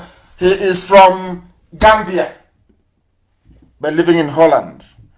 We are one. We don't hate anybody. I'm being honest with you. I want Africa to be free, and I'm sure that is the wish of every Biafran right across this very planet. Tonight's broadcast, people are saying it is a bomb, and that we must continue. That we should continue on such trail. Our desire is to bring this noble family together. But I don't know how that Oromian impregnated the woman. And I hope it's not by force. I hope it's not by force. The one that gave birth, because sometimes the calls are plentiful. The calls are plentiful. As long as it wasn't by force. That is what I'm saying. If it's not by force, then there is no problem. The caller on the line, can you hear me? Yes, please. Your name and where you're calling from. Turn the system down. Turn it down, please. I beg of you. Turn it down. Yes. Good evening to you. Your name and where you're calling from? My name is Adabaya Chuboye Joseph. I'm from Anambra State, but I'm calling from Cyprus. Give us your name again, please. This is Adebayo. My name is Adabanya. Adabanya. Okay, please. I think I'm also Adebayo. See, hey, so good. Please go ahead. Adabaya Chuboye. Thank you. Honestly, I'm Anambra, but I'm not from Edo and the rest. But I just want to contribute particularly about the Igala Kingdom because it seems almost the same with the Edo people. I lived in Kogi State, Eda precisely, for about many years, so I can tell more about it. I heard about one of your programs the last time you talked about the Igala Kingdom and the rest of them. Yes. So it motivated me, and I started talking with some of my Igala friends I had, and I put it straight to them that can they really change the narratives of yesterday by looking into their histories? And honestly, these are diehard one Nigerians. These are diehard restructurers. And when I engaged them, they really went back and made research. As I'm talking to you right now, many of them are listening to this program right now because I really gave them the reason to understand themselves and to understand the narratives. So I felt, in as much as maybe I can't be in that position to do more, but the little effort I can do, I will do it for the struggle. So I think the Igala Kingdom too has this misunderstanding too, like the Edo Kingdom too. But a lot of them, as I'm talking to you now, they're beginning to understand that there is a problem somewhere and they're making changes. Which is very good too. Wonderful news. I am very. In fact, it's a very funny thing. Before I came on air, I stumbled upon, when I was researching this man, this very brilliant mathematician, Daniel Oyibo. He is one of the most intelligent men to ever be on the face of this planet. Do you know how intelligent he is? Yes. People don't know. The man is over intelligent, over brilliant, a mathematician. But we don't know him, we don't celebrate him because our people are blind. And I was reading about Igala. Do you know the funniest thing? Do you know that in Igala, they wrote it down in Igala history, that Eri that founded Aguleri and Umweri came from Igala land. Are you aware of that? It's there, it's in their own history. Yes. So Igala is claiming Umweri and Aguleri. So that is how close we are. And as soon as we understand and unravel, I remember when I was arrested, they said, oh, why did you include Kogi? You include Benue, you include Kogi. And I gave them the history of how a Janjaweed army came from the north, came into Benue, and was destroyed by an act of God. And at that very place where that army died from the north marked the boundary between us and them. And they accepted it. And I know that Igala till tomorrow morning, I know Idoma, I know Igede, I will stake my life on it. That we are the same people and they know it. Yes. Two-piece rapper for market days. Yeah, they have a lot of local governments in Igala Kingdom that speaks pure Nsukka. Pure Nsukka. They don't speak Igala. Are you serious? And they're under Kogi State. I let any Igala person corner. There are parts of Igala that speak pure Nsukka, most especially those side of the ending part of Igala land that has boundary with Enugu Ezike, Ovoko, and the rest of them. They speak pure Nsukka. They don't speak Igala. Wow, wonderful. Thank you for your call. For almost 7 years. I can see that, and you're well learned and well grounded as well. I am very, very grateful for your call. This evening has been a thorough enlightenment, and I would have loved it to continue, but as with everything in life, it must come to an end, and we are going to visit everywhere. We've done Edo. Is there any doubt? I'm waiting for my inbox or anybody to tell me why Edo shouldn't be part of Biafra. They are very compelling. Once you have to tie two-piece wrapper, you have 4 market days. It's bye-bye and it's chicken, as they would say. I'm from Hausa people, of course, not Fulani. I have nothing against Hausa people.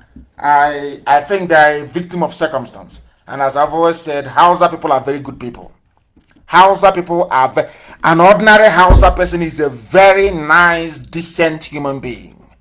They allow themselves to be corrupted by a Fulani Janjaweedism. But very soon we shall cure them of that very ailment as well. I thank all of you. I thank Omeje, I thank Owa, I thank all of you that rang in to give us a new perspective as to, and Shitu as well, who is from Kwara State. I don't know where he was calling us from.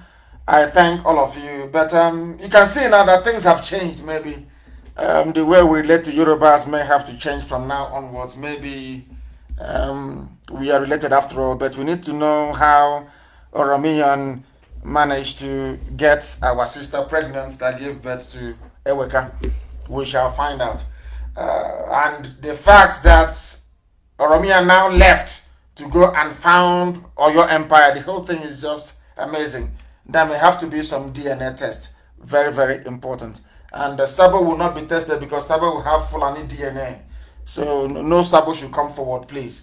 We want genuine Biafrans. I thank you all for listening. You can now see, when we say that Biafra is a religion, you believe us. You see how our people from Edo, we are tenaciously saying they are Biafrans.